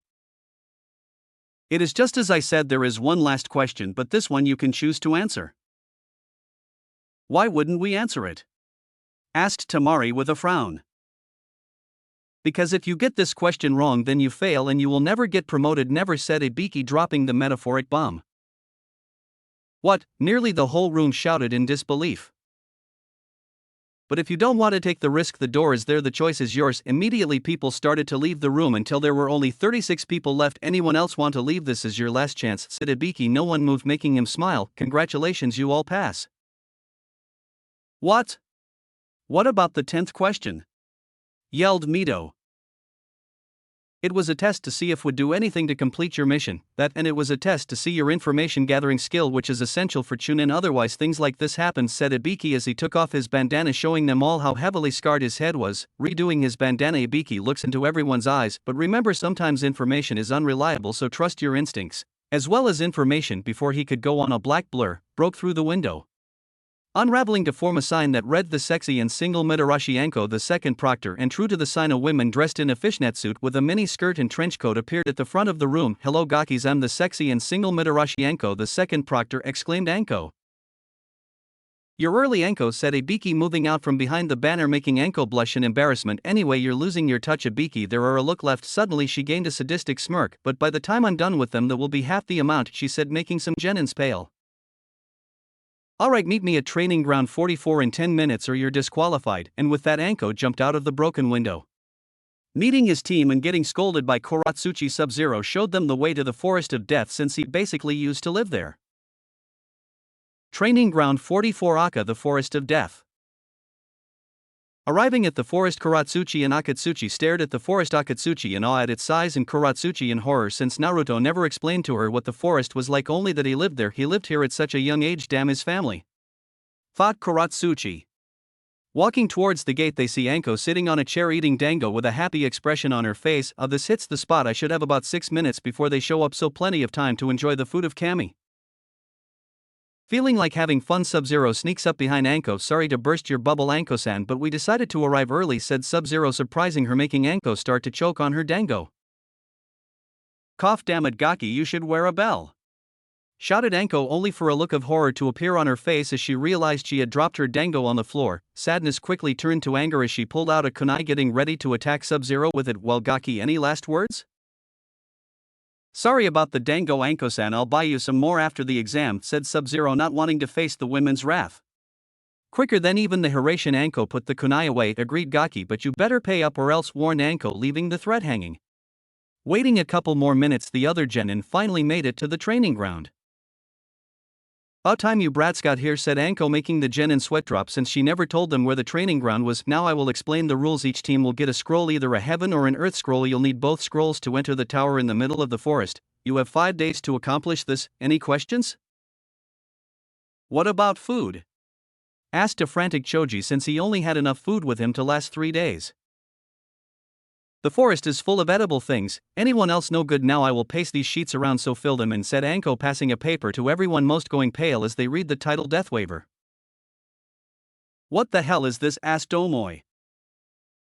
Why, it's a death waiver to cover our arses in case one of you bites the dust in there, so hurry up and get signing, and when you're done each team will come over here and pick up a scroll, she ordered. A minute later every form was signed and each team had a scroll. Well, looks like everyone is ready, so let the second examination begin. About time you brats got here, said Anko, making the genin sweat drop since she never told them where the training ground was. Now I will explain the rules. Each team will get a scroll, either a heaven or an earth scroll. You'll need both scrolls to enter the tower in the middle of the forest. You have 5 days to accomplish this. Any questions? What about food? Asked a frantic Choji, since he only had enough food with him to last 3 days. The forest is full of edible things. Anyone else no good? Now I will paste these sheets around, so fill them in, said Anko, passing a paper to everyone, most going pale as they read the title Death Waiver. What the hell is this? Asked Omoy. Why, it's a death waiver to cover our arses in case one of you bites the dust in there, so hurry up and get signing, and when you're done each team will come over here and pick up a scroll, she ordered. A minute later every form was signed and each team had a scroll. Well, looks like everyone is ready, so let the second examination begin. And like lightning every team sprinted into the deadly forest, leaving a smirking Anko standing there. You better survive, brat, you owe me dango. Suddenly out of nowhere a falcon-masked Umbu appeared. Anko-san, we found something you need to see. Nodding, Anko follows the Umbu, trying to ignore the feeling in her stomach. With Team 6. Having sprinted into the forest, Team 6 take a small break and start to plan. Okay Koro-chan, Akatsuchi, I have a plan, so listen up. Before he could continue, Akatsuchi started to yell, who voted you team leader? I should lead this team since I've been on it longer. He yelled, only to be hit in the head by a fist of Kuratsuchi. Will you shut up? Your shouting is going to get us found, and SubZero-kun has been a ninja longer than both of us, so he has more experience, whispered Kuratsuchi in an annoyed tone. As I was saying, if we head towards the tower now, we can set up traps and ambush teams, that way we don't have to worry about getting the right scroll since they'll have both, said SubZero, getting nods from the both of them. Quickly jumping into the trees, the three head towards the tower at a fast pace. As Team 6 traveled, SubZero felt chakra signatures start to disappear all over the forest. Strange, I sense chakra signatures heading away from the forest, but also more entering. What's going on around here? Koro-chan, stay on alert, I have a feeling something is going to happen soon, SubZero warned, making Akatsuchi scoff. Don't listen to that walking freezer, Tsuchi-chan, I'll protect you from anything, said Akatsuchi with a charming smile. I don't need protecting, said Kudosuchi with a scowl whilst thinking, especially from a fat tub of lard like you. Of course, Tsuchi-chan, I know you're strong, but just in case I'll be your knight in shining armor, said Akatsuchi, making Kuratsuchi turn green as she pictured Akatsuchi wearing medieval knight armor that looked ready to burst with his stomach overflowing from the top. Seeing her expression, SubZero silently chuckled, earning a glare from her. Looks like I have nothing to worry about, Koro-chan, you have your shining knight to save you, said SubZero with a smirk. Shut up. Yeah, ice for brains. Just because you're jealous of mine and Tsuchi-chan's love doesn't mean you have to tease her, yelled Akatsuchi, making the poor girl turn even greener. Akatsuchi, said Kuratsuchi, making the boy look at her with a smile. Yes, Tsuchi-chan? If you ever say that again, I'll melt your balls off, warned Kuratsuchi with a glare that would scare a demon. Oh, of course, Tsuchi-chan, stuttered a terrified Akatsuchi. The rest of the journey was uneventful as they avoided all of the other teams running around the forest, making it to the tower easily. Alright, time to set up some traps, but try not to go too overboard, said SubZero, looking directly at Kuratsuchi. Like you're one to talk, she mumbled. Following his orders, the two original members of Team 6 got to work planting different traps around the area, making sure that no one would notice them before it was too late. SubZero-kun, we're done, though I had to rescue Akatsuchi when he managed to get caught in one of his own traps. But Tsuchi-chan, that was the only time that ever happened, I promise it won't ever happen again, whined Akatsuchi. What about the time in Snow Country or the time in Vegetable Country, and let's not forget the time in Rice Country, said Kuratsuchi with a deadpan stare, making Akatsuchi blush in embarrassment. Enough of Akatsuchi's incompetence, we need to stay alert, said SubZero, but even with his mask, you could tell he was smirking at the red-faced shinobi. After hiding for 20 minutes, Akatsuchi looked ready to scream in frustration. Why are we just waiting here? We should be trying to find some other teams, exclaimed Akatsuchi. Shut up and get back in cover, Akatsuchi, before I melt you, threatened Kuratsuchi. Not wanting to piss her off, Akatsuchi went to go back into hiding, but before he could make it, SubZero dug out from his hiding place and pushed him out of the way. Picking himself up, Akatsuchi glared at SubZero. Oh, I would was dash, but stopped himself when he saw 4 kunai embedded into the floor. We're not alone, I can sense 5 chakra signatures and more on the way, so get ready, ordered SubZero, who formed 2 ice kamas and got into his dragon's talon stance. Listening to SubZero, Kuratsuchi got into a defensive stance and Akatsuchi prepared a jutsu. From the trees above them, 5 shinobi in wearing umbu armor and masks appeared. Surrender the ice and lava users, demanded a leader in a monotone voice. You can have the ice, bastard, but you leave Tsuchi-chan alone, said Akatsuchi. Wow, and here I thought we were friends, of course, SubZero said sarcastically. This is your last warning, surrender your bloodline users or die. Here's my answer, ash stone ceiling technique, shouted Kuratsuchi, spewing a large cloud of ash out of her mouth, which quickly wrapped around the 5 shinobi and hardened, trapping them within the hard ash. Tsuchi-chan is amazing, those guys didn't stand a chance, praised Akatsuchi. It's not over, sighed SubZero, still holding his ice kamas. Such a snowflake, you're just jealous of Tsuchi-chan's amazing skills. Shut up, Akatsuchi, SubZero-kun is right, they escaped. I knew that, Tsuchi-chan, I was just testing to see if he could tell, stuttered Akatsuchi. Of course, you did rock for brains, just keep your eyes open, said Kuratsuchi. No need, Koro-chan, they are above us waiting to make their move, but it will be too late for them, said SubZero as he let go of his kamas, making them shatter on the ground. What are you talking about? We need to attack them, yelled Akatsuchi, who ran as fast a nearby tree as fast as he could. Shaking his head, SubZero starts to count down, confusing Kuratsuchi. 3, 2, 1. What the hell? The two on the ground watched as Akatsuchi ran back down the tree with a shocked look on his face. What did you do? He demanded. I've had a squad of ice clones following us since the beginning of this exam just to make sure, SubZero answered. Well, they did a terrible job, otherwise we would never have seen that squad. No, they did as was intended to be lookouts and if necessary take out any threats. the clones saw the squad and acted accordingly, waiting in the shadows for the perfect moment, explained SubZero. TCH whatever, let's just find another squad for a scroll. Just as they were about to run off, a clone of SubZero appeared holding 3 scrolls, passing them to the original. The clone disappeared back into the trees. Seems that Umbu's squad took some others before coming after us and took their scrolls to look less suspicious. Pretty lucky for us, but I wonder who they took. There aren't that many villages that will risk sending promising ninja with bloodlines to events like this unless they are trying to prove their strength, said SubZero as he put away the scrolls. Well, it doesn't matter now, let's just head towards the tower. It shouldn't take us long since we are pretty close, said Kuratsuchi. That blonde bimbo better make it to the next part of the exam. I wanna kick her ass. Agreed, let's get moving, said SubZero. After 10 minutes of running, Team 6 made it to the tower when they all felt a wave of vile chakra that made them all feel slightly sick. What was that? Asked Kuratsuchi. It felt like chakra but darker, said Akatsuchi.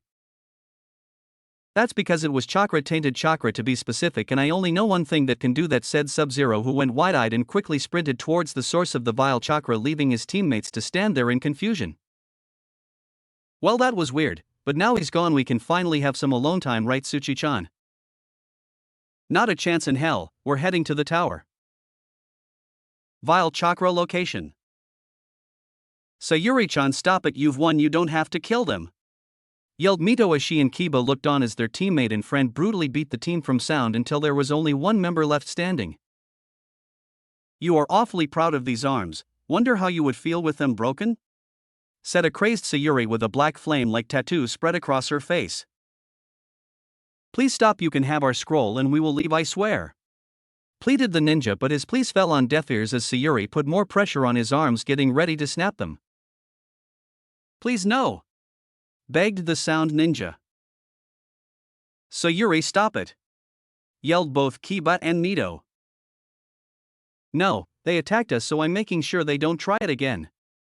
And with that said, Sayuri tried to snap his arms only for her not to be able to move her own. What is this? She demanded. That would be yours truly, Uchiha, said a voice. Team 7 recognized as SubZero. Let me go, SubZero, they deserved what's coming to them, yelled Sayuri with a crazed grin, making SubZero shake his head in disappointment. I'm disappointed, Sayuri, I had hoped you had enough will and common sense not to use that mark. Turns out I was wrong, oh well, he finished with a shrug, making the nun-crazed members of Team 7 to sweat drop at his nonchalant attitude. I demand you let me go, yelled Sayuri as she tried to break her bonds but with no success. You can demand all you want, it's not going to happen until I've dealt with your little hickey, said SubZero before he disappeared and reappeared in front of Sayuri. A heaven seal, I can't remove it at the moment, but I can seal it off with a jutsu I modified extreme evil sealing method, said SubZero as he held his hand on the curse seal and watched in satisfaction as it was sealed off. When the seal was completely sealed off, Sayuri fainted from exhaustion, much to the concern of her teammates, who came running over as soon as SubZero was finished. Will she be alright? Asked Mito, who looked at her sleeping friend with worry. She will be fine, the seal I used will seal off that mark as long as she or I will it to, answered SubZero, who quickly gained a serious look. Now tell me what happened. Can we do it later? We need to get Sayuri-chan to a medic, said Kiba, not wanting to tell SubZero about the event since it was quite embarrassing for them. Okay, I want the details later, but I think I can guess what happened. Orochimaru turned up, kicked all your asses 6 ways to Sunday, gave her that mark and left without even a scratch. Am I in the ballpark? Asked SubZero, making the two blush in embarrassment. I take it from your neo-red face as I hit the nail on the head. Getting 2 sad nods, he tries to cheer them up. Hey, cheer up, you fought a Sannin and lived, said SubZero, making them brighten up slightly. Granted, he let you live and probably didn't even use 5% of his chakra. It's still a somewhat good accomplishment, he finished with an eye smile, missing the clouds hanging over both their heads. Thanks, SubZero, you made us feel so much better, said Kiba sarcastically. No problem, I'm always happy to help, SubZero replied, apparently oblivious to the sarcasm. I was being sarcastic, you moron, yelled Kiba, who had a tick mark on his forehead. You say something? Asked SubZero whilst mentally thanking Kakashi. That's it, you're dead, yelled the Inuzuka, only for Mito to bash him in the head. Shut up, Kiba, we need to get to the tower, said Mito. Well, now that you two have stopped bickering we can finally go, said SubZero, making Mito and Kiba glare at him in annoyance, but not wanting to start another argument they left it alone. With SubZero carrying Sayuri, they headed towards the tower. Okay, I want the details later, but I think I can guess what happened. Orochimaru turned up, kicked all your asses 6 ways to Sunday, gave her that mark and left without even a scratch. Am I in the ballpark? Asked SubZero, making the two blush in embarrassment. I take it from your neo-red face as I hit the nail on the head. Getting 2 sad nods, he tries to cheer them up. Hey, cheer up, you fought a Sannin and lived, said SubZero, making them brighten up slightly. Granted, he let you live and probably didn't even use 5% of his chakra. It's still a somewhat good accomplishment, he finished with an eye smile, missing the clouds hanging over both their heads. Thanks, SubZero, you made us feel so much better, said Kiba sarcastically. No problem, I'm always happy to help, SubZero replied, apparently oblivious to the sarcasm. I was being sarcastic, you moron, yelled Kiba, who had a tick mark on his forehead. You say something? Asked SubZero whilst mentally thanking Kakashi. That's it, you're dead, yelled the Inuzuka, only for Mito to bash him in the head. Shut up, Kiba, we need to get to the tower, said Mito. Well, now that you two have stopped bickering we can finally go, said SubZero, making Mito and Kiba glare at him in annoyance, but not wanting to start another argument they left it alone. With SubZero carrying Sayuri, they headed towards the tower. Exam tower. Where is he? Yelled a pissed-off Kuratsuchi, annoyed that Naruto had randomly left her with her annoying teammate who kept spouting bullshit about them being in love, making her feel sick to her stomach at the very idea of it. Tsuchi-chan, Ice Cube must have died in that forest. We're better off going inside and resting. I'll even give you a massage so help you relax more, offered Akatsuchi with a perverted grin on his face and a small nosebleed. Gritting her teeth, Kuratsuchi ignores her teammate and continues to look for any sign of her other teammate. And after another 5 minutes of waiting and stopping herself from melting her teammate, SubZero dropped down from a nearby tree and, much to her horror, holding a girl in his arms, about to shout at him. 2 more shinobi jumped down with him, one of which made her eyes narrow and hate, recognizing the red-headed one as the Yellow Flash's daughter. Yo, Koro-chan, thanks for waiting. I needed to investigate that foul chakra, said SubZero with an eye smile, only for her to turn her head away from him. Looks like you did more than investigate, sending a glare towards Sayuri. If that blonde bimbo wasn't enough, now you have an emo and a tomato, said Kurostuchi, making SubZero sigh. Koro-chan, there is a reason behind this and I will explain, but we should get inside first, okay? Fine, but if your explanation isn't good enough then you owe me, she demanded, complying quickly, trying not to piss her off. The two groups head towards the exit and take out their scrolls. So what do we do with them? Asked Mito.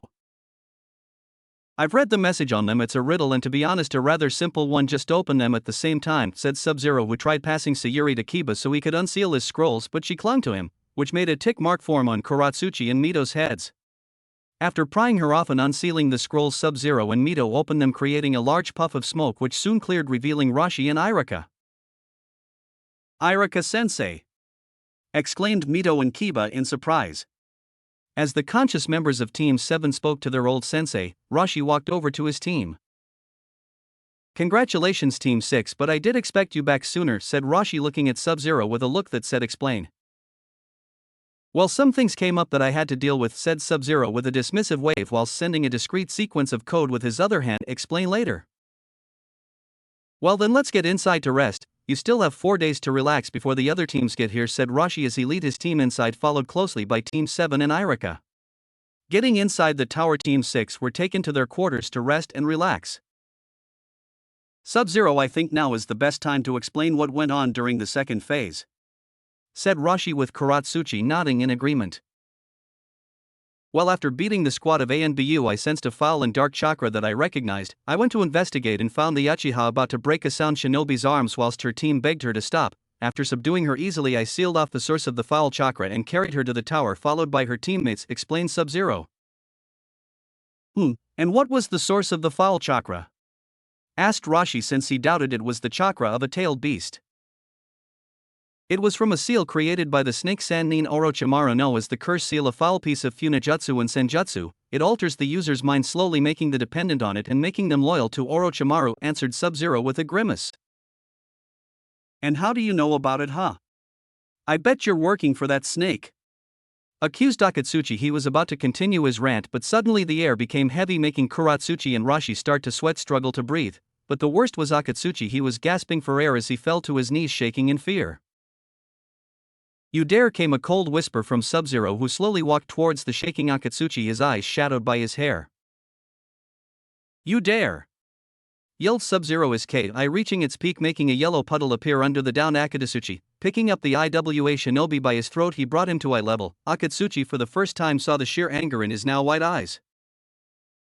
"I will give you this one warning, and one warning only. If you ever put me in league with that snake again, you will know the true meaning of pain. Am I clear?" asked SubZero, looking into the fearful eyes of Akatsuchi. "I said, am I clear?" shouted SubZero.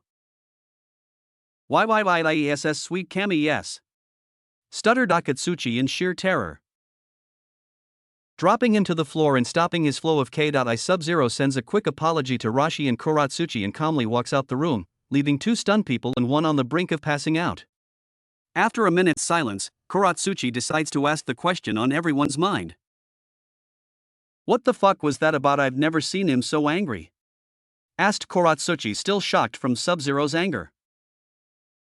"I don't know, but let's give him some space for now and let him calm down," said Rashi, making Kuratsuchi frown but nod in acknowledgement. With that, the two went to prepare for the next coming days, not seeing the angry and crazed look on Akatsuchi's face. "I swear, SubZero, I'll make you pay for this humiliation, and when I do, I'll take everything you hold dear, including Kuratsuchi." 4 days later. 4 days had passed since Team 6 had arrived at the tower, and the verbal thrashing SubZero gave Akatsuchi, with the second phase now over and all the teams that made it ready to fight, they all waited for the announcement. "Rashi-sensei, have you seen SubZero-kun? I haven't seen him since we got here?" asked Kuratsuchi, worried that SubZero might have left. "I'm sure he will turn up soon. Some people in this room would be rather pissed if he didn't, yourself included," said Rashi as he looked around the room, but more specifically at Samui, Sayuri, and Mito. And as if Kami herself wished it, SubZero appeared in a swirl of ice and snow, surprising those who hadn't seen him do it before. "Yo," he greeted with his normal eye smile. "Yo? Yo. That's all you say after I've been worried about you for 4 days?" yelled Kuratsuchi. "I'm sorry?" he quickly added, making Rosh and the surrounding people sweat drop. "Arg, forget it, I'm not talking to you," she yelled and walked away, standing near Akatsuchi, making him grin perversely, whilst he and Rashi had the exact same thought. "Yeah, 'cause that's gonna last." Ignoring the drama, for now Team 6 and the other teams waited in silence for the proctor to start. I really can't be asked to do the cough thing for Hey 8, so just pretend it's there. Congratulations on making it this far into the exam, but unfortunately there are too many of you to compete in the third and final part of the exam, so to solve this we will be having preliminary matches selected at random by this computer behind me, said Hey 8, point to the big screen. "Now then, before we begin, I have to ask if any of you would like to quit now?" I barely made it here and I'm nearly out of chakra," said Kabuto, accepting his answer and letting him go. Hey 8 looks around once again. "Anyone else?" "No?" "Good, then we can begin. Now please pay attention to the board," said Hey 8 as the board began to randomize the names, eventually stopping on Sayuri Uchiha and Yoroi Akata. "Would the fighters please come down to the arena," said Hey 8. Yoroi, eager to prove his worth to Orochimaru, jumped into the area, whilst Sayuri was quickly pulled aside by her sensei Kakashi. "Remember, Sayuri, we don't know how stable the seal SubZero placed on you, so try and avoid using any chakra." Reluctantly agreeing, Sayuri walks down to the arena. "It's about time, bitch. I'm going to prove that you're nothing compared to me," said Yoroi. "TCH, you should feel honored. I even accepted fighting trash like you," she mocked, pissing off her opponent even more. "Alright, if both combatants are ready, then begin," yelled Hey 8 as he jumped to a safe distance. "I'm going to enjoy this," said Yori as he took off with surprising speed in two glowing blue hands. About to go into a defensive stance, Sayuri lets out an agonizing scream of pain that came from her cursed seal. "What was that? I thought this thing was sealed?" she questioned. "Don't get distracted," yelled Yoroi as he grabbed her head with his two glowing hands. Seeing his advantage, Yoroi pins her to the ground. "Is this all the mighty Uchiha has?" Pathetic, sneered Yoroi. "MICC Hakra," croaked Sayuri, feeling her chakra drain. Orochimaru, who was disguised as the Sound Jonin, watched the match with interest. It seems Yoroi's ability to absorb chakra is proving quite a challenge for her, but why won't the seal activate with me nearby? It shouldn't be possible for her to fight back the urge to use it, and Kakashi doesn't have the sealing knowledge to completely seal it off, so why? Orochimaru asked himself before a certain someone caught his eye. Of course, Kukoku, he's here, he must have sealed it away. Always the thorn in my side, aren't you, Naruto-kun?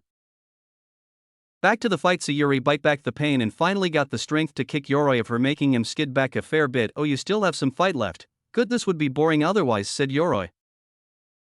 Up in the stands, Mito and Kiba were watching the fight in annoyance, since even with her disadvantage they expected Sayuri to win easily. Oi, Sayuri, is that all you have?